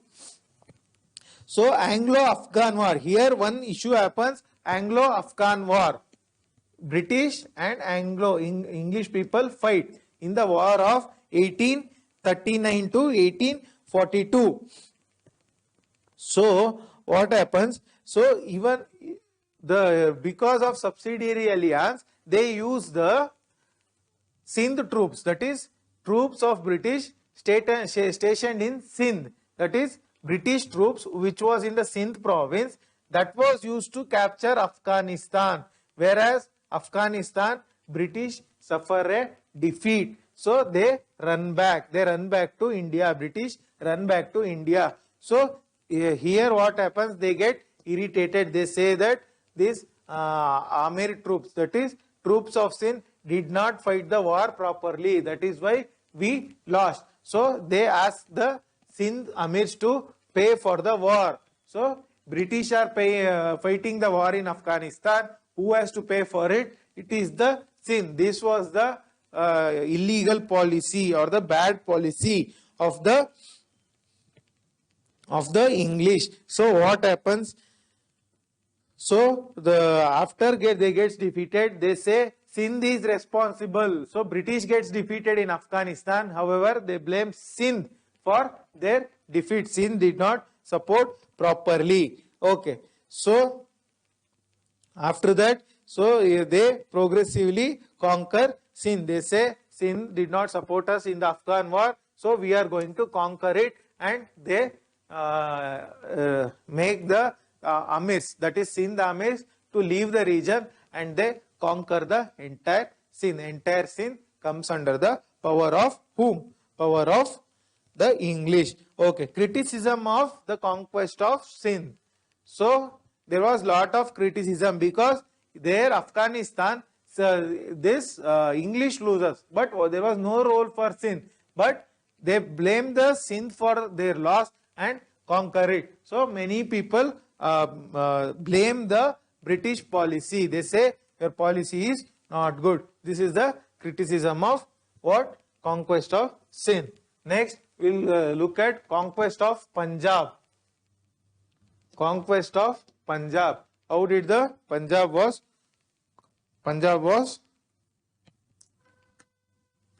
conquered?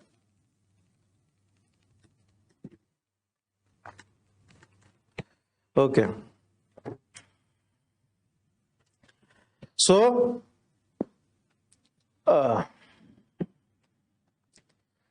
1715, there will be, after Guru Govind Singh will also get killed. Afterwards, Sikhs emerge strong under Banda Bahadur.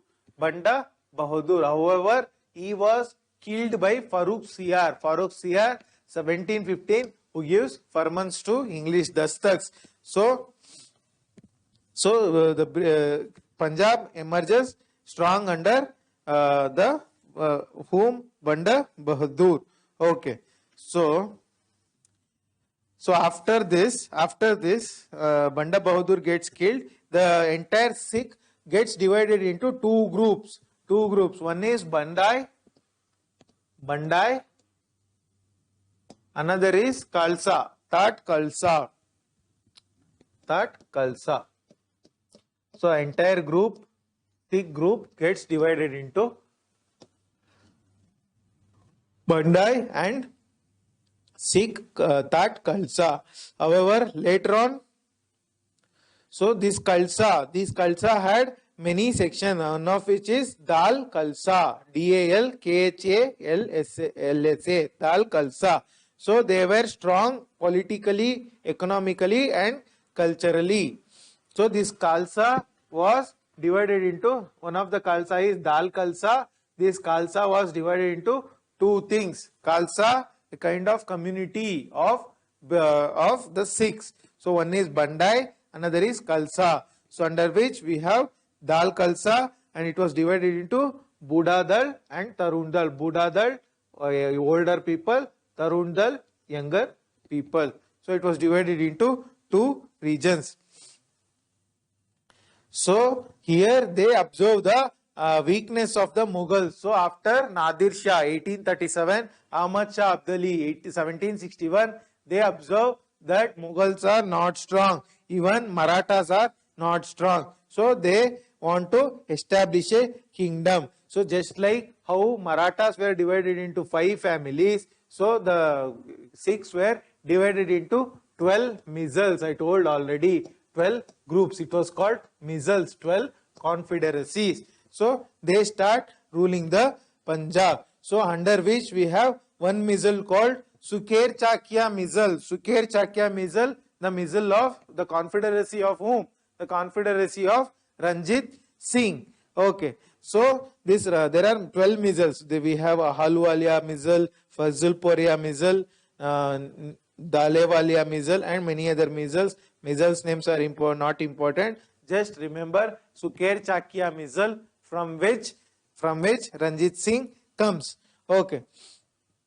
So each misl was headed by Gurmata Sangh, the head of the misl, or it is like a ministry. Under each misl was headed by a Gurmata Sangh, Gurmatta, Gurmata Sangh. Okay. So this what happens? This Ranjit Singh. So this Afghanistan. So the Afghanistan was embroiled in civil war during. So out of Suker Chakia misl we get Ranjit Singh emerges. This person observes that Afghanistan there was lot of struggle. Afghanistan there was lot of struggle, and also even in the Sindh region there was lot of struggle. So he acquired, this Ranjit Singh acquired. So first he gets appointed as a governor of Lahore by ruler of Afghanistan. First he becomes the governor of Lahore appointed by Afghan ruler. So what does he do? Ranjit Singh. So he later on acquires Jammu and Kashmir. He acquires Jammu, Amritsar, Lahore and Lahore. These 3 regions he acquires and forms the Punjab region. See, he acquires these 3 regions and forms the Punjab kingdom. So what was the relationship of Ranjit Singh and English? So Ranjit Singh was a clever ruler. So he knew the threat from English. So he had actually very good relationship with Ranjit Singh had very good relationship with the English. Okay. So Ranjit Singh, what does he do? He establishes the territory between Sutlej and Jhelum. So Jhelum is a river and Sutlej is a river. Between this he establishes the territory, and outside this Cis Sutlej territory, that is territories outside the Sutlej, were given to whom? Were given to the English. Okay. So he signs a treaty. He signs Treaty of Amritsar. Treaty of Amritsar with English. Ranjit Singh and English, Treaty of Amritsar. So under which the English get the Cis Sutlej territory. That is territories outside the Sutlej river were given to the English. Okay. He also signs the tripartite treaty. I already said tripartite treaty. He also signs. Okay. Next. So, Ranjit Singh, I already said, was very clever. He did not oppose the English directly. So, he did not oppose the English directly. What happens to Punjab after Ranjit Singh? Ranjit Singh dies of old age afterwards. So, what happens? Their court factions, that is in the kingdom, that is in the Punjab court. Punjab court means court of the rulers, that is Asthana. In Kannada it is called Asthana, Rajana Asthana. So in the court, what happens? There will be lot of factions, lot of fight. So lot of fight for power. So what happens? After Ranjit Singh, his son Karak Singh becomes the ruler. However, he gets killed and his son also gets killed, and there will be lot of deaths due to court faction. Many people gets killed.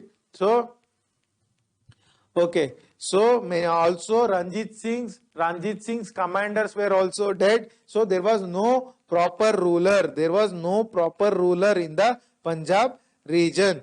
Okay.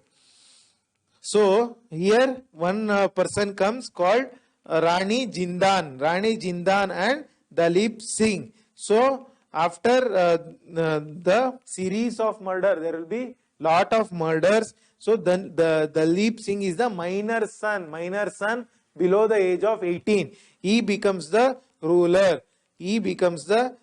However, he also gets killed.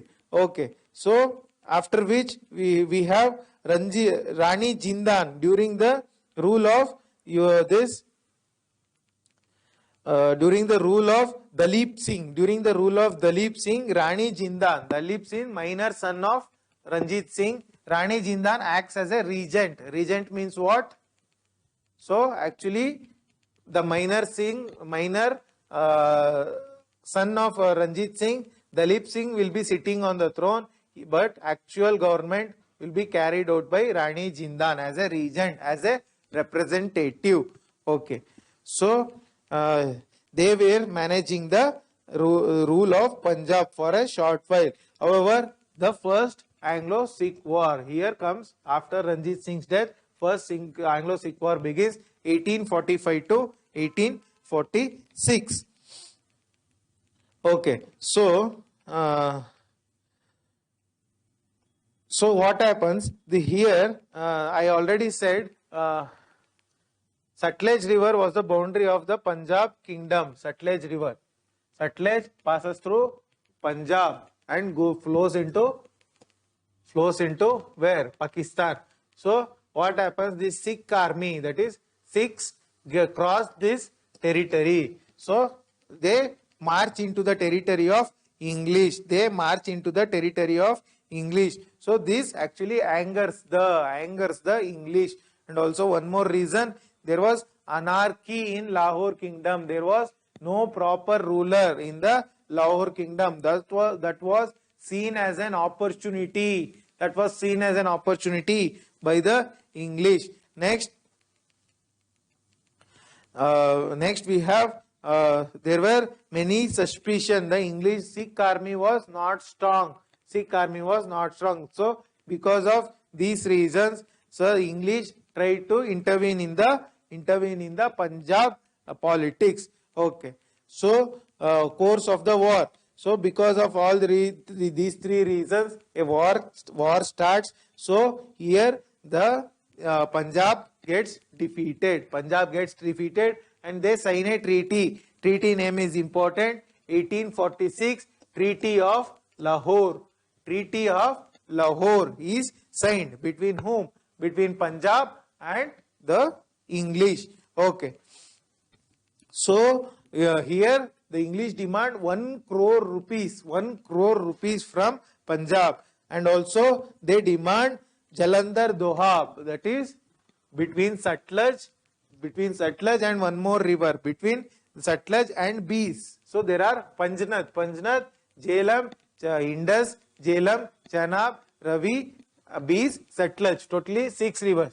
So between Bees and Sutlej, whatever the region was there, that was demanded by English under the Treaty of Lahore. And also a British resident was resident means British representative was sent to Punjab court, Punjab kingdom. Next, so okay, next, second Anglo-Sikh War 1848 to 1849. What were the causes? So the Sikhs were humiliated. They were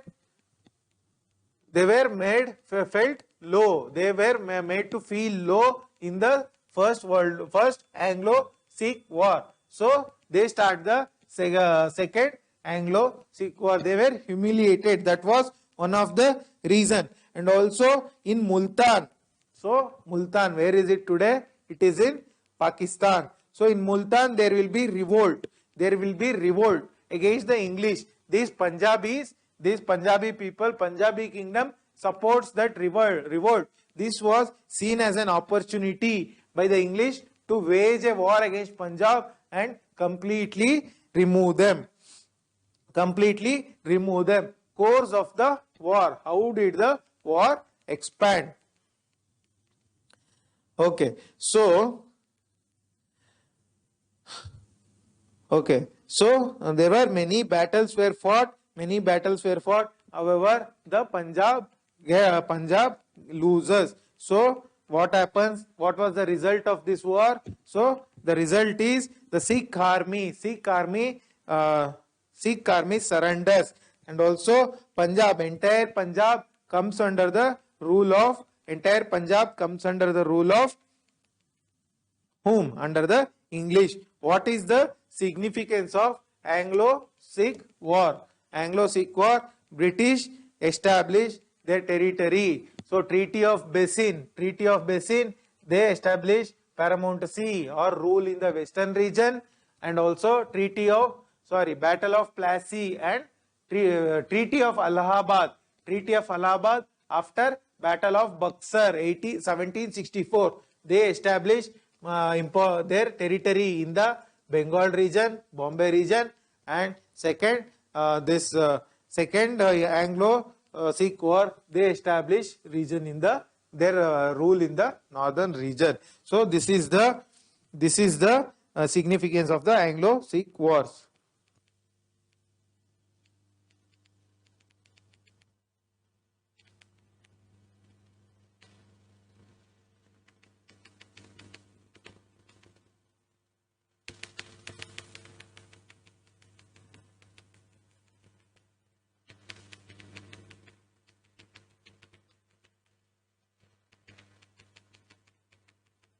Okay, next is extension of British paramountcy through administrative policy. Extension of British paramountcy through administrative policy. What is extension of British paramountcy? What do you mean by paramountcy? So, paramountcy means the overarching rule. That is, so there are many local kingdoms, right? So we have Marathas, we have Hyderabad, we have Mysore, we have Hyderabad, we have Punjab, we have Bengal. So over all these kingdoms, a overall kingdom, a big kingdom or a big empire will look after. So that empire is British Empire. They exercise paramountcy, overarching authority, or the umbrella rule or a overall rule over all these kingdoms. That is called as British paramountcy. So through administrative policy. So how did they exercise paramountcy? Through administrative policies. What are the administrative policies? So next, what are the administrative policies? So earlier they used to do what? Earlier they used to do policy of annexation by war. Annexation by war. Next is policy of annexation by diplomacy. So policy of annexation by war, annexation by diplomacy. Earlier war. If the British wants to conquer a territory, they used to conquer it either by war or diplomacy. So war or diplomacy. So they fight a war, they take the territory of the opponent. That is called annexation. Annexation means taking the territory. Or they used to do diplomacy. Diplomacy, your subsidiary alliance, and so many other things. Through that they used to take the territory. So certain administrative policies. Policy of ring fence. Policy of ring fence. So this policy was started by Warren Hastings. Warren Hastings starts the policy of ring fence. What do you mean by policy of ring fence? So this policy was used by Warren Hastings to counter the Marathas, Mysore and Hyderabad. So what does this policy mean? Suppose this is British territories, that is Bengal. So here is a enemy territory. So in the middle there is a territory. In the middle, this is enemy territory, this is British territory. Suppose in the middle there is a territory. So what they do, the British want this territory under their overall rule. Overall rule means their overall control. So what they do, they they bring them under their overall rule. So this will be treated as a buffer.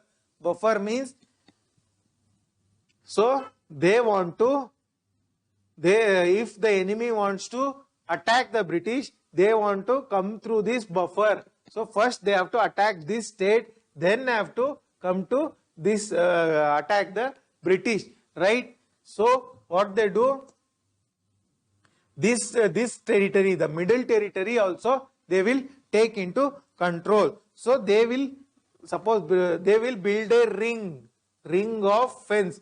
Fence means what? So fence is like a wall around the house. If your house is here, you build a fence around the house. So this British around their territory, they want to build a ring of fence. So if someone has to get into British, they have to go through this buffer state. This is the policy of ring fence devised by whom? Devised by Warren Hastings. So he used it against Marathas, Mysore and Hyderabad. Okay.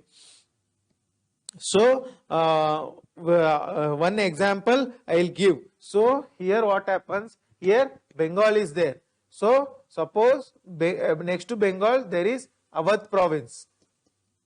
Awadh, and Mughal Empire is there, and external invasions. External invasion. If someone has to come to Bengal, they have to pass through Awadh. So in the Battle of Buxar, Treaty of Allahabad, this Awadh was made a friendly state. Awadh was made a friendly state to Bengal. Treaty of Allahabad. Your Shuja'ud-Dawla, Nawab of Awadh, was made a friendly ruler. So this was made a buffer state. So buffer state, if someone has to attack Bengal, they have to go through Awadh. So this was made a buffer state. This was the policy of ring fence. Practiced by whom? Practiced by Warren Hastings. Next, we have subsidiary alliance. Subsidiary alliance.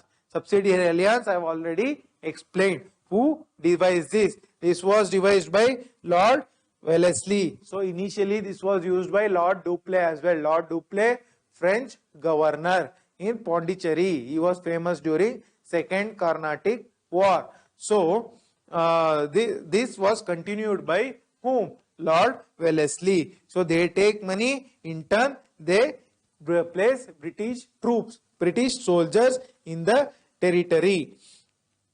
Okay.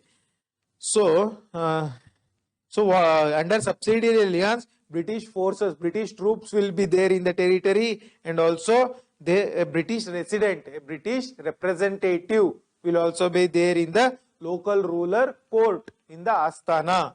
Okay. Next, the Indian ruler who has signed the subsidiary alliance cannot employ any other European power. He cannot employ the French, he cannot employ the Dutch, he cannot employ the Portuguese or any other European citizens. Okay. So subsidiary alliance, why did Wellesley do? He did it in order to control the French. So in order to control the threat from French. So this subsidiary alliance policy was designed. Okay. So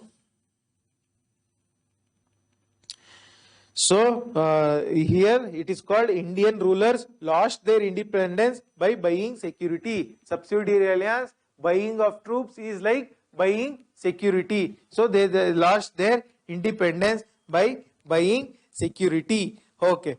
So evolution and perfection. How did this policy evolve? So actually, though it was started by Lord Wellesley, it was started by Dupleix, but it was perfected. It was perfected. That is, it was evolved and perfected by British. So first subsidiary alliance was Awadh. Awadh signed the first treaty of subsidiary alliance. Next, Hyderabad signs the subsidiary alliance. Carnatic, Nawab of Carnatic signs first, then the Hyderabad ruler. There are 3 stages of application of subsidiary alliance. Subsidiary alliance was applied in 3 stages: stage 1, stage 2, and stage 3. Okay, what were the 3 stages? So if the local ruler wanted troops to fight any enemy, so 2 rulers, if this ruler wants to fight him, so the British helped him by providing troops. Troops means soldiers. So in turn they demanded money. In the second stage they demand for money. In the second stage, what they do?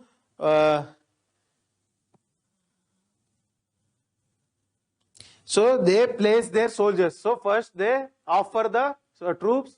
Second, they send the soldiers. Third stage, they demand for money. They demand for money for placing the troops. Fourth stage, what happens? Fourth stage, if the local ruler doesn't provide money, what they will do? They will annex this territory. They will annex or take over the territory. 4 stages of applying subsidiary alliance. Suppose I will explain again. Suppose a local ruler as an enemy with another ruler. So the British will say, we will provide you troops. So this is the first stage. Second stage, they will give the troops. Third stage, for the given troops, they demand money. So fourth stage, if the money is not given, they are going to say that we will annex your territory. So this was the steps of subsidiary alliance. So who were the rulers? Mysore, Hyderabad, Nawab of Awadh, many of them accepted the subsidiary alliance. Next, doctrine of lapse. Doctrine of lapse.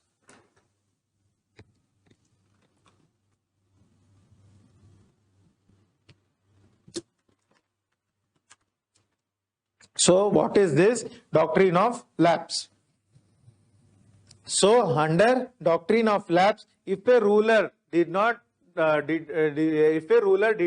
a male son, if a ruler did not have a male heir or a son, so what does he do? If he dies without a son, so if a ruler dies without a son, then his territory will be taken over by the British. This is the broad policy of what? Broad policy of doctrine of lapse. So who perfected it? It was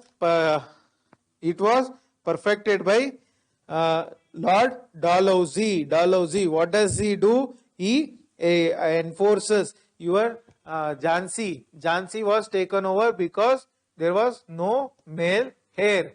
That is, no son to the ruler. He dies without a son.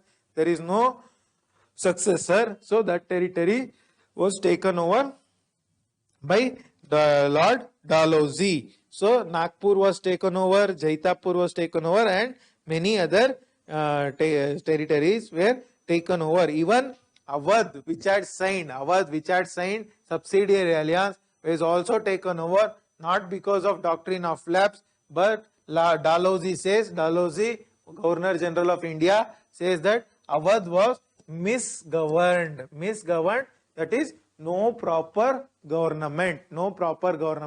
So because of which he takes over Awadh. Awadh is also taken over.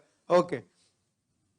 Next, we will discuss relations of British India with neighboring countries. Okay. So relationship of British India with neighboring countries. Anglo-Bhutanese relations. So in 1826, British occupy Assam. British, what do? They occupy Assam. So these Bhutanese used to raid Assam frequently. They used to come and raid Assam and they loot the money.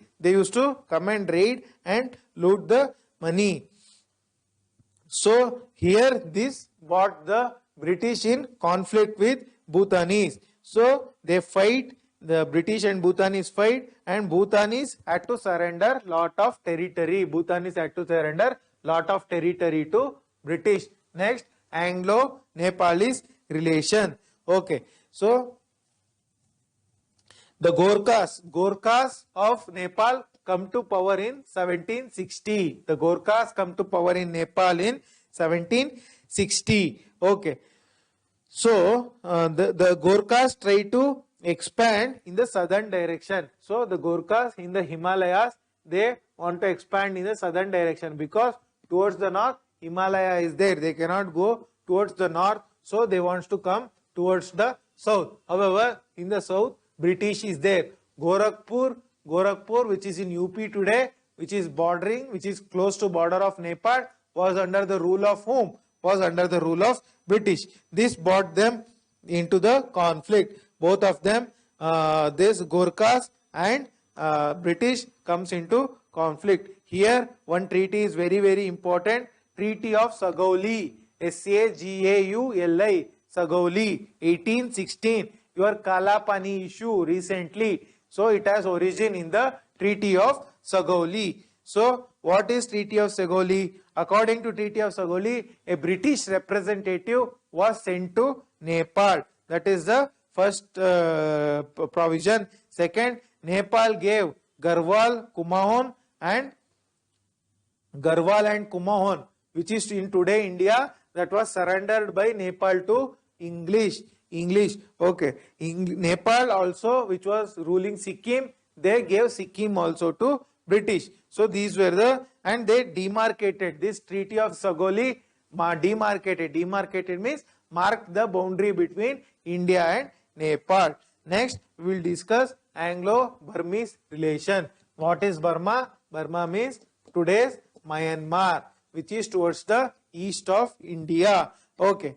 So Burma was a free country. So these Burmese, they wanted to expand westward. That is, they wanted to conquer northeast India, your Manipur, your Mizoram, your Tripura. They wanted to conquer.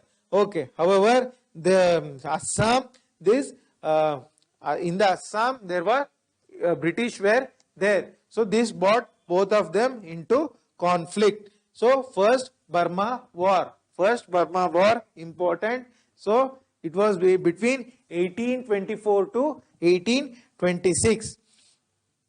So what is the reason? This Burmese come and occupy the Brahmaputra Valley, Manipur. They come and occupy the Manipur and they want to occupy the Brahmaputra Valley. However, so the British were already there in Assam. They fight and this results in a treaty of Yandabo. Yandabo, Yandabo. Treaty of Yandabo is signed. In the Yandabo, what happens?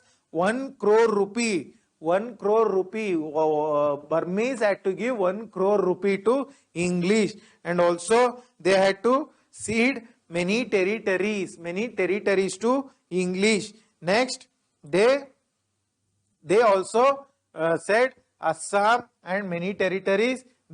Assam, many territories in Meghalaya. The Burmese said, we don't have any claim, we won't come here. So these were some of the provisions of the treaty. Second Burmese War. Second Burmese War happens exactly 25 years later. That Burmese War, 1852 to 1853. So this was the period between the Second World War. So why the second Burma War? Why the second Burma War takes place? Because of imperialistic policy of Dalhousie. What do you mean by imperialistic policy? Imperialistic means, so this Dalhousie wants to capture as many territories as possible, because of which he starts the war. He starts the war with Burma. So also British merchants. So British merchants wanted to take control over the wood resources. So timber resources. Burma was rich in timber. Even today you get teak from Myanmar. So the teak is called Burma teak. So this British wanted to have control over the timber resources of Myanmar. That is why they take control over the they fight the second Burma War. So initially first Burma War. So if this is Burma, first Burma War, they take control of the northern Burma. Second Burma War, they even take control of the southern Burma, south part of Myanmar. Third Burma War takes place in the year 1885, exactly 35 years later, 1885 to 87.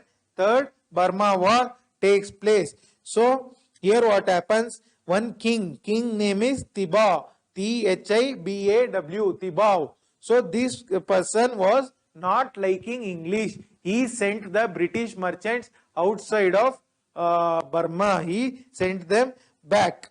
Okay.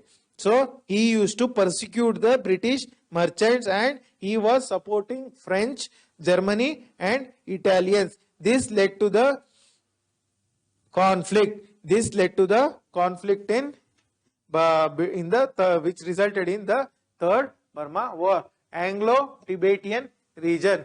Tibet, where is it? It is above Himalayas, right? So today under the control of whom? Today under the control of Chinese. So Tibet was ruled by lamas. Today you have Dalai Lama. So Lama is a sect. So these lamas were ruling over the Tibet. Lama sect was ruling over Tibet. Okay. So these lama were ruling with overall control of China. China was exercising overall control. However, it was a autonomous region. So what happens? Curzon. So Tibet relations get spoiled during Curzon. Curzon was a viceroy during 1905, 1902 to some 1907. Curzon was the viceroy in India. So he thinks that Russia will come to India. Russia will exercise influence over Tibet. So he wanted to counter Russia, fight Russia. So what does he do? He sends a mission. He sends a army, small army headed by Colonel Young Husband. Colonel sends a mission to Tibet. So when this mission goes to Tibet, Dalai Lama, the Lama there, he runs away. So the local ruler signs a treaty. Tibetan officials signs a treaty. The treaty is called Treaty of Lhasa. Your Doklam issue in the Bengal and Bhutan region, Sikkim, Bengal and Bhutan region, Doklam issue. This dates back to this Treaty of Lhasa, 1904. So this treaty, this Chumbi Valley, where is it? So if this is Sikkim and this is your northeast India, here is Bhutan. So this is Nepal. Okay, this is Assam, and this comes like this. India map comes like this. So this is Assam, this is Meghalaya, this is Bangladesh. So your Chumbi Valley is here, Sikkim and Bhutan. Between that, Chumbi Valley is there. Chumbi Valley was given to whom? Indian government for 75 years, and many other provisions were there. Okay, next, Anglo-Afghan relations. So here comes Anglo-Afghan relations. Okay, so what happens? Anglo-Afghan relations. So the British fear that Russia is going to invade India. Russia is going to invade India either via Afghanistan or via Tibet. So what they do? They try to conquer both the territories. Okay. So because of Russian fear, the Anglo-Afghan war takes place. Okay. So they want to establish a scientific barrier. Scientific barrier means what? Afghanistan, there is lot of mountains. So if this is Iran, this is Afghanistan, Pakistan, India today, right? So if this is Iran, Afghanistan, Pakistan, India. So at that time India was still here, Pakistan within India. So this is Sindh. Sindh was already under control of what? We had annexed Sindh. India had annexed Sindh. That is, British had annexed Sindh. That is, annexation means taking control of Sindh. Okay. So what happened? These mountains were natural barriers, just like Himalayas. Just like Himalaya. Nobody can cross Himalayas and come to India. There were mountains to the left or to the west of Afghanistan, crossing which was very difficult. So they wanted to take control of these mountains. British wanted to conquer Afghanistan and take control of these mountains. However, Afghans opposed this. Okay. So here comes the forward policy of Auckland. Auckland, what does he do? So he is a Governor General. So forward policy means we have control till here. We will forward the control till the mountains, forward and acquire the Afghan region. That was the policy of Auckland. Auckland, A-U-C-K-L-A-N-D. Okay, so that India will be saved from the British attack. So there was a Amir. So Afghan was ruled by Amir. So this Amir name is, so today we have Emirates, Amirs of Saudi, Amirs of UAE. Likewise, Afghan was ruled by an Amir called Dost Muhammad. He just wanted friendship with British. He did not want to give up this control. He just wanted friendship with British. So what happened? So but India did not want friendship. That is, India means British did not want friendship. They wanted to take control of Afghanistan. So what happens? Dost Muhammad feels bad. He goes to Russia. He takes Russia's help. In turn, what British do? They sign the tripartite treaty with Sindh Amirs and Ranjit Singh. So they, under this treaty, what happens? Shah Shuja, that is, Dost Muhammad will be thrown out and a new Amir will be installed in Afghanistan, and his name is Shah Shuja, and Shah Shuja will be under the control of English. So he will be under the control of English. First Anglo-Afghan war. So because of this tripartite treaty between these countries, so what happens? Because of this British forward policy going and capturing Afghanistan, this Anglo-Afghan war takes place. So this Dost Muhammad surrenders and Shah Shuja was made the emperor. However, Shah Shuja was disliked by local Afghani people. Local Afghani people did not like Shah Shuja, who was placed there by whom? By the English. So the British were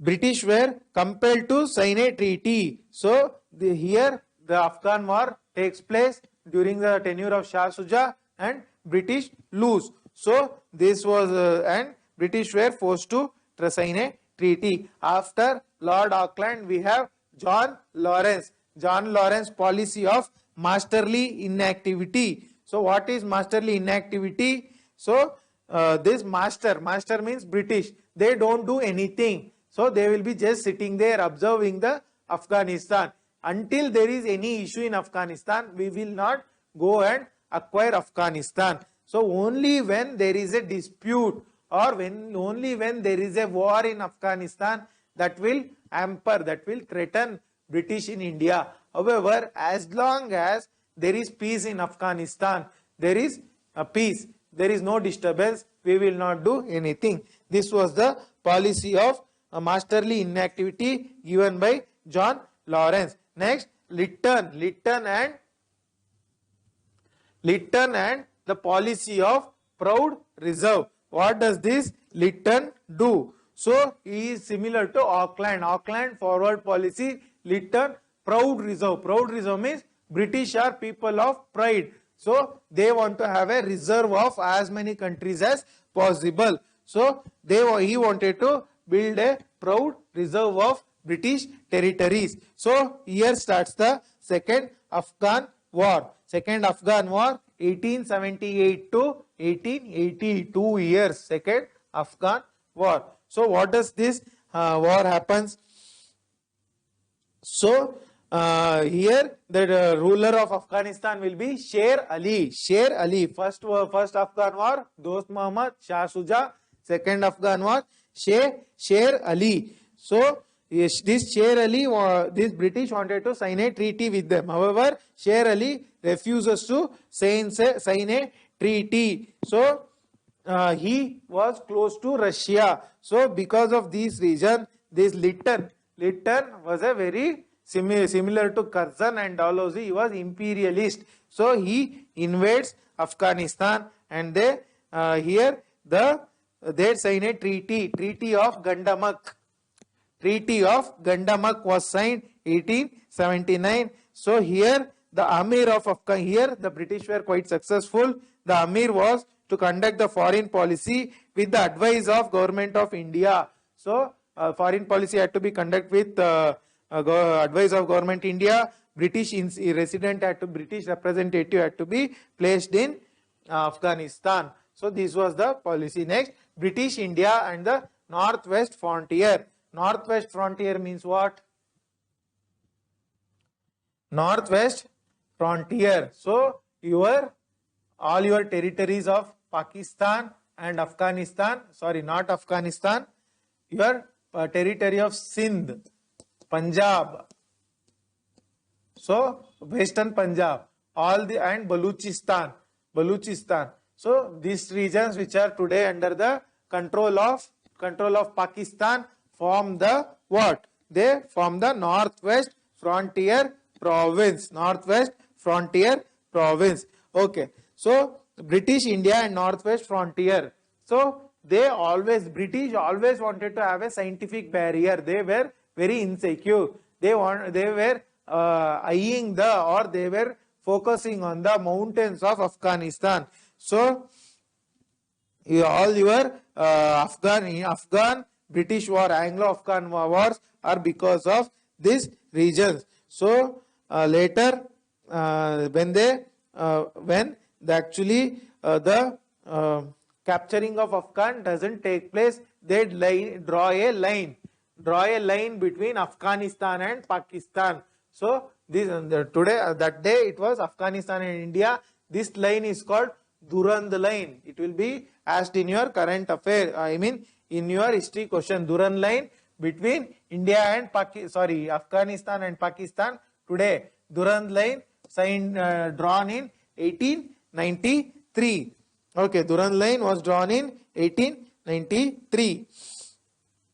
Okay, so later on, Curzon followed a policy of withdrawal and concentration. He said, no, we are not going to focus on Afghanistan. We will withdraw and focus our power on India only. So what he did, he withdrew the troops. He withdrew the troops from Afghanistan and brought them back to India. Rather than that, he encouraged the tribal people. So these tribal people, these Pakistani and Afghanistani mountains, tribals are there. These tribals were trained as soldiers. They themselves will guard the border. So they were trained as the soldiers. So this was the policy of British. Next, we are going to, half an hour is there, we are going to briefly discuss people's resistance against the British before 1857. Okay, before 1857. So 1857, why the year is important?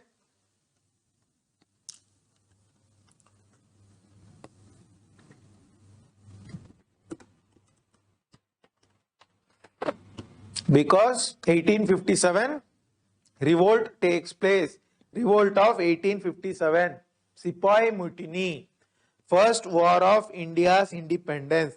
That is when India first time collectively opposed the British. So was there any resistance even before 1857, or was the 1857 revolt the first collective effort or collective fight against the British? Actually, there were many fights against the British even before 1857. So what is the meaning of people's resistance? People's resistance means, so a people means they include many sections: peasants, artisans, tribals, ruling classes, military personnel, religious leaders, and many other people. So all these people, they were dissatisfied with one or the other policy of British. So either they may be dissatisfied with the taxes, they may be dissatisfied with the excessive imports, or they may be dissatisfied with low prices paid for their goods, or they might be dissatisfied with conversion, religious conversion encouraged by the British, and so many other things. Also the taxes imposed by British. So they might be dissatisfied. Because of this dissatisfaction, people fight the British. Okay.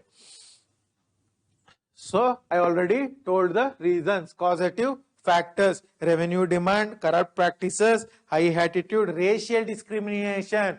Indians were treated as low class people. That is also reason for the people's resistance. Okay.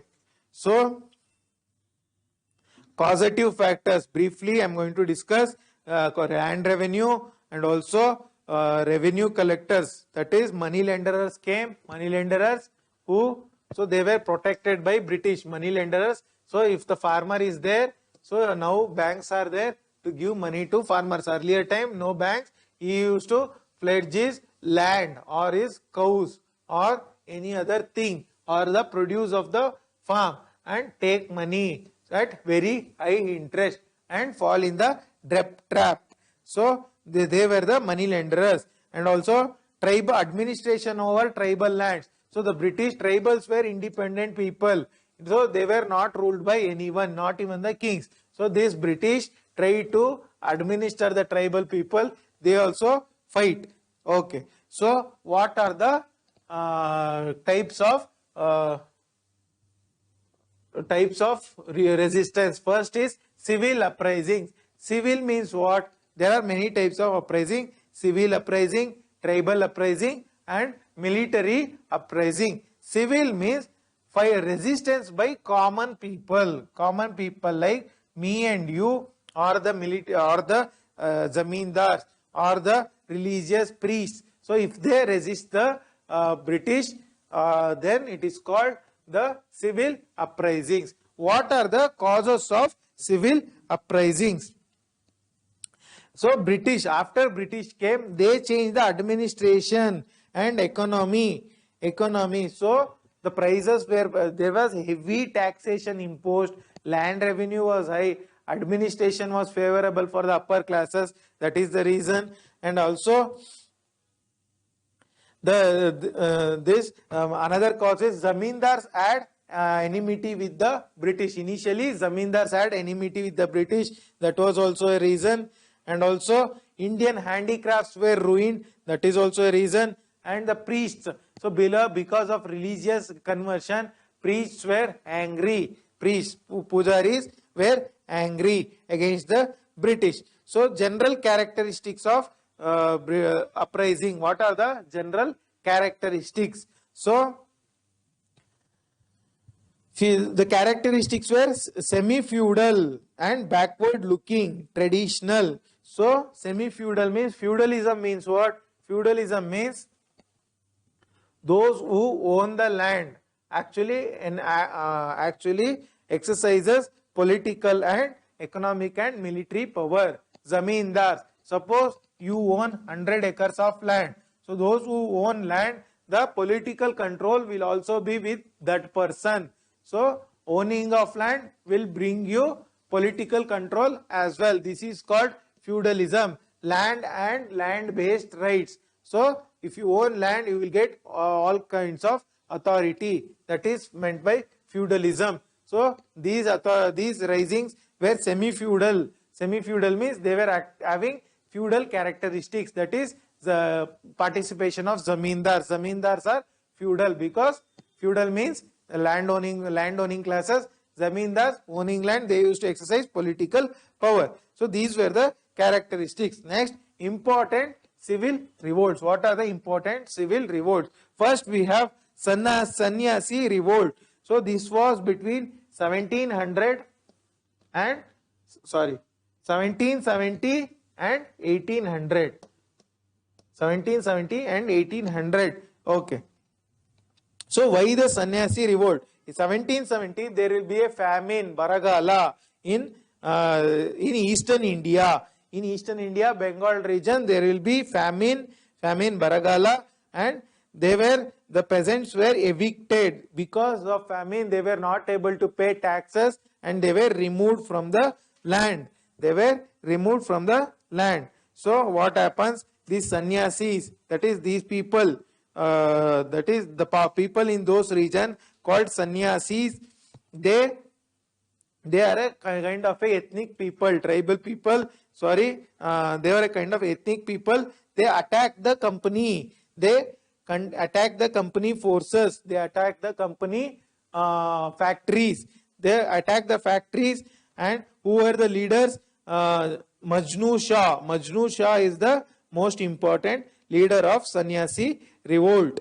Okay. So this was fought. This was fought by Warren Hastings. Only after many years of fighting, sannyasis were put down. They were defeated. Okay. So with respect to Sannyasi revolt, your Bankim Chandra Chatterjee has written a book. It is called Anand Mat. Okay. Next, we have revolt of Mommorias. So here there is revolt of Midnapur as well. Midnapur. So Midnapur also, this zamindars revolt against the British. So not very important. Next, we have revolt of Mommorias. Mommorias are in the people in the Assam region. People in the Assam region called Mommorias. So MOA, I have written the spelling there. MOAMARIAS. Okay. So they were peasants. Peasants means workers in the land. So they were agricultural workers. So what happened? So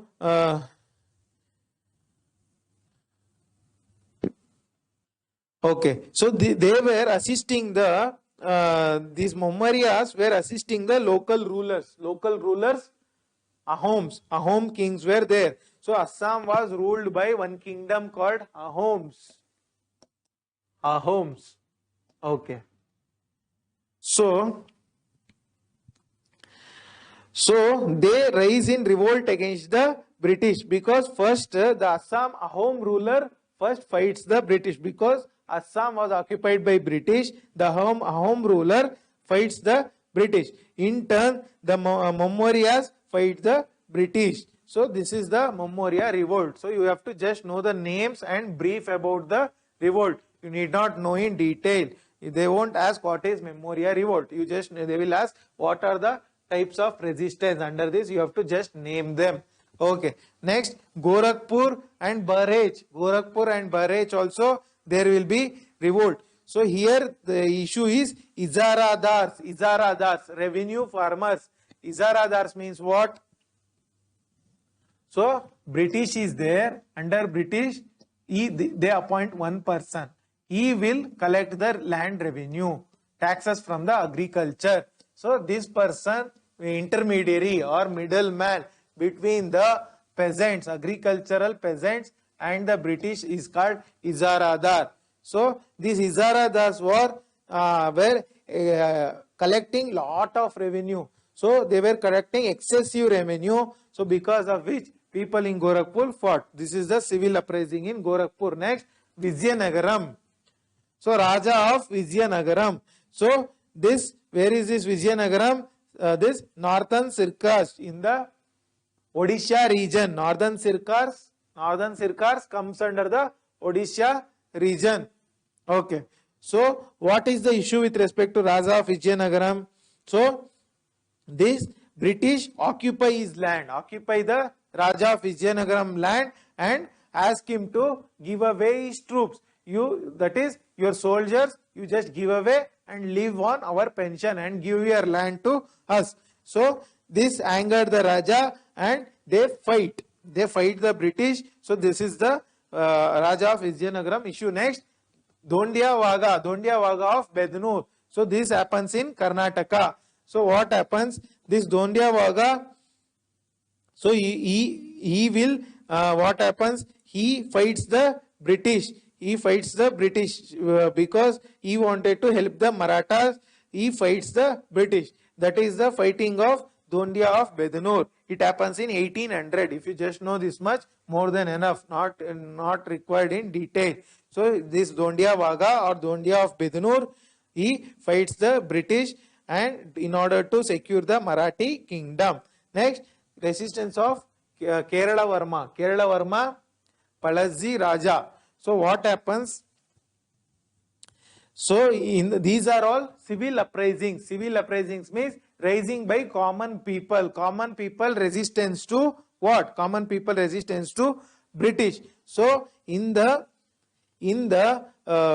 Kerala region, after this third Anglo-Mysore war, I already said third Anglo-Mysore war because Cochin, happens because of control of Travancore versus Tipu Sultan. So this is the third Anglo war. So after this war, what happens? This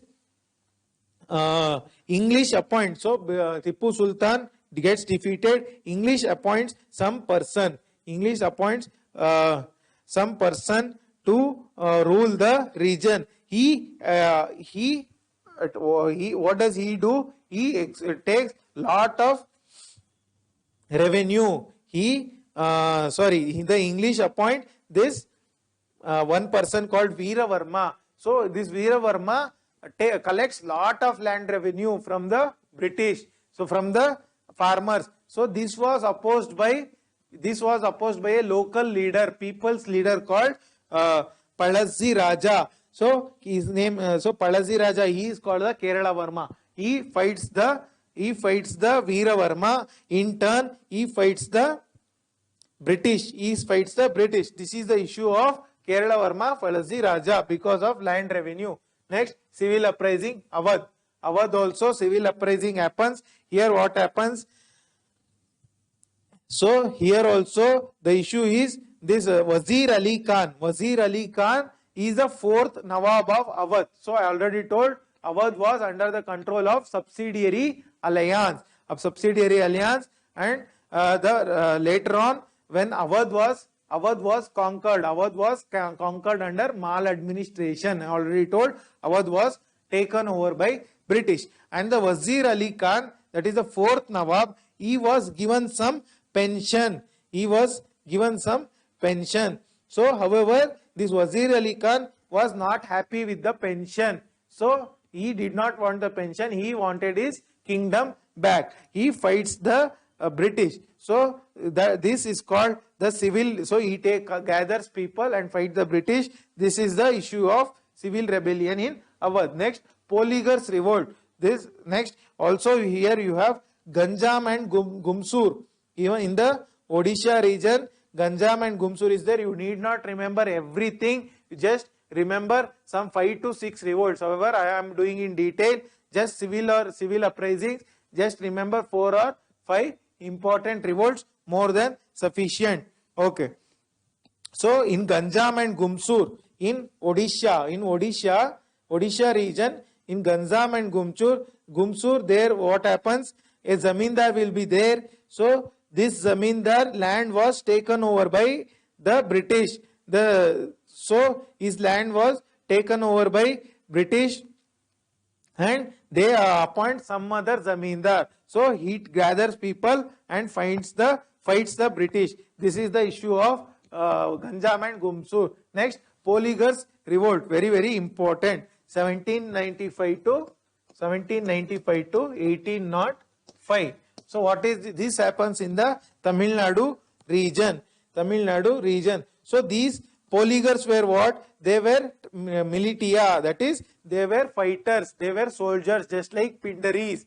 They used to fight for the kingdoms. However, after the loss of the southern Indian kingdoms, and after the loss of Tipu Sultan, they were jobless. So actually they were ruling over the local land in Tamil Nadu, Polygars. So this local land, so they were serving whom? They were serving Nawab of Arcot.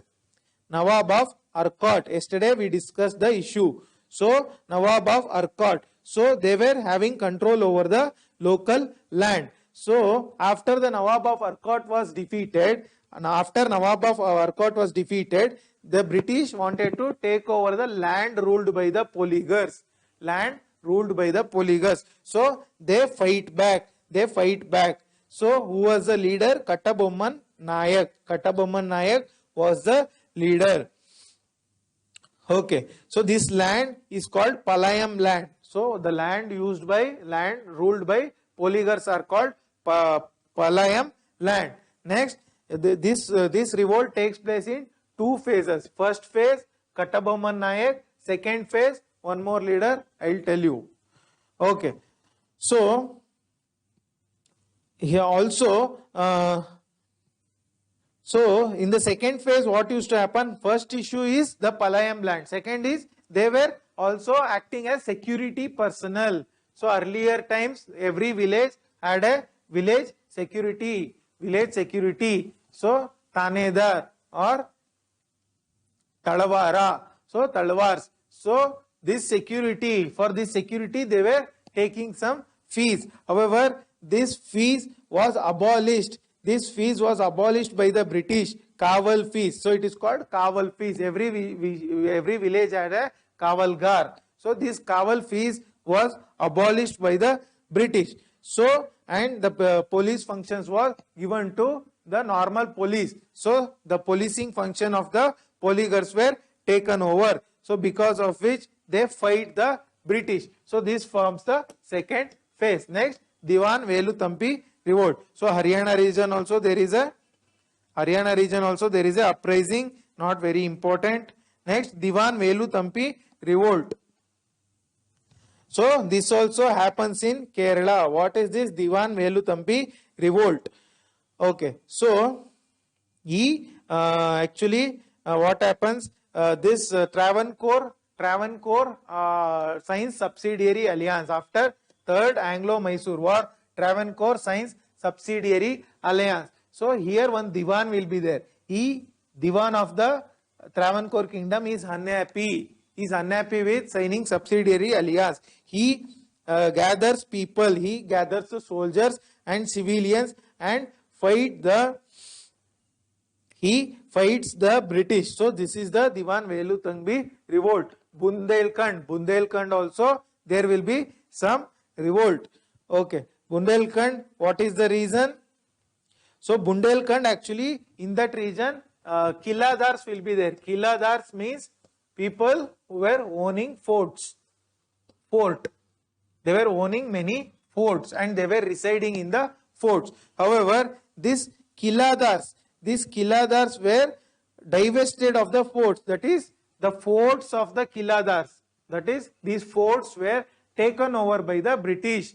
These forts were kote. So these kotegalanna the British take over, because of which the Killadars fight the British. So you need not remember everything I am saying every time. So you just have to remember the main revolts.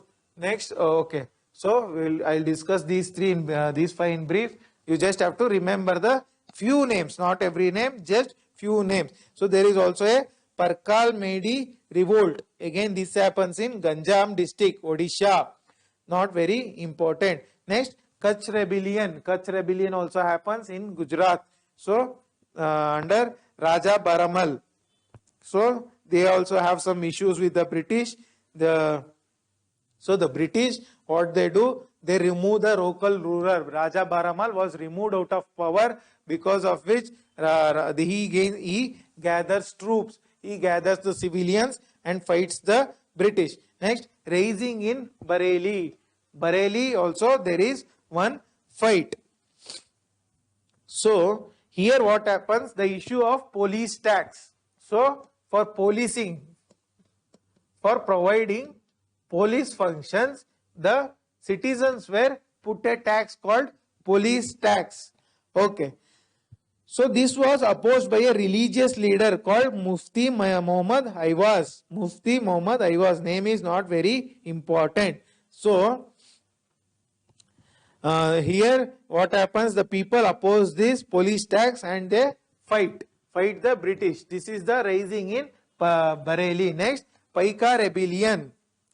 So Hathras also there is one issue, Hathras in Aligarh, Uttar Pradesh. There also some issue takes place, not very important.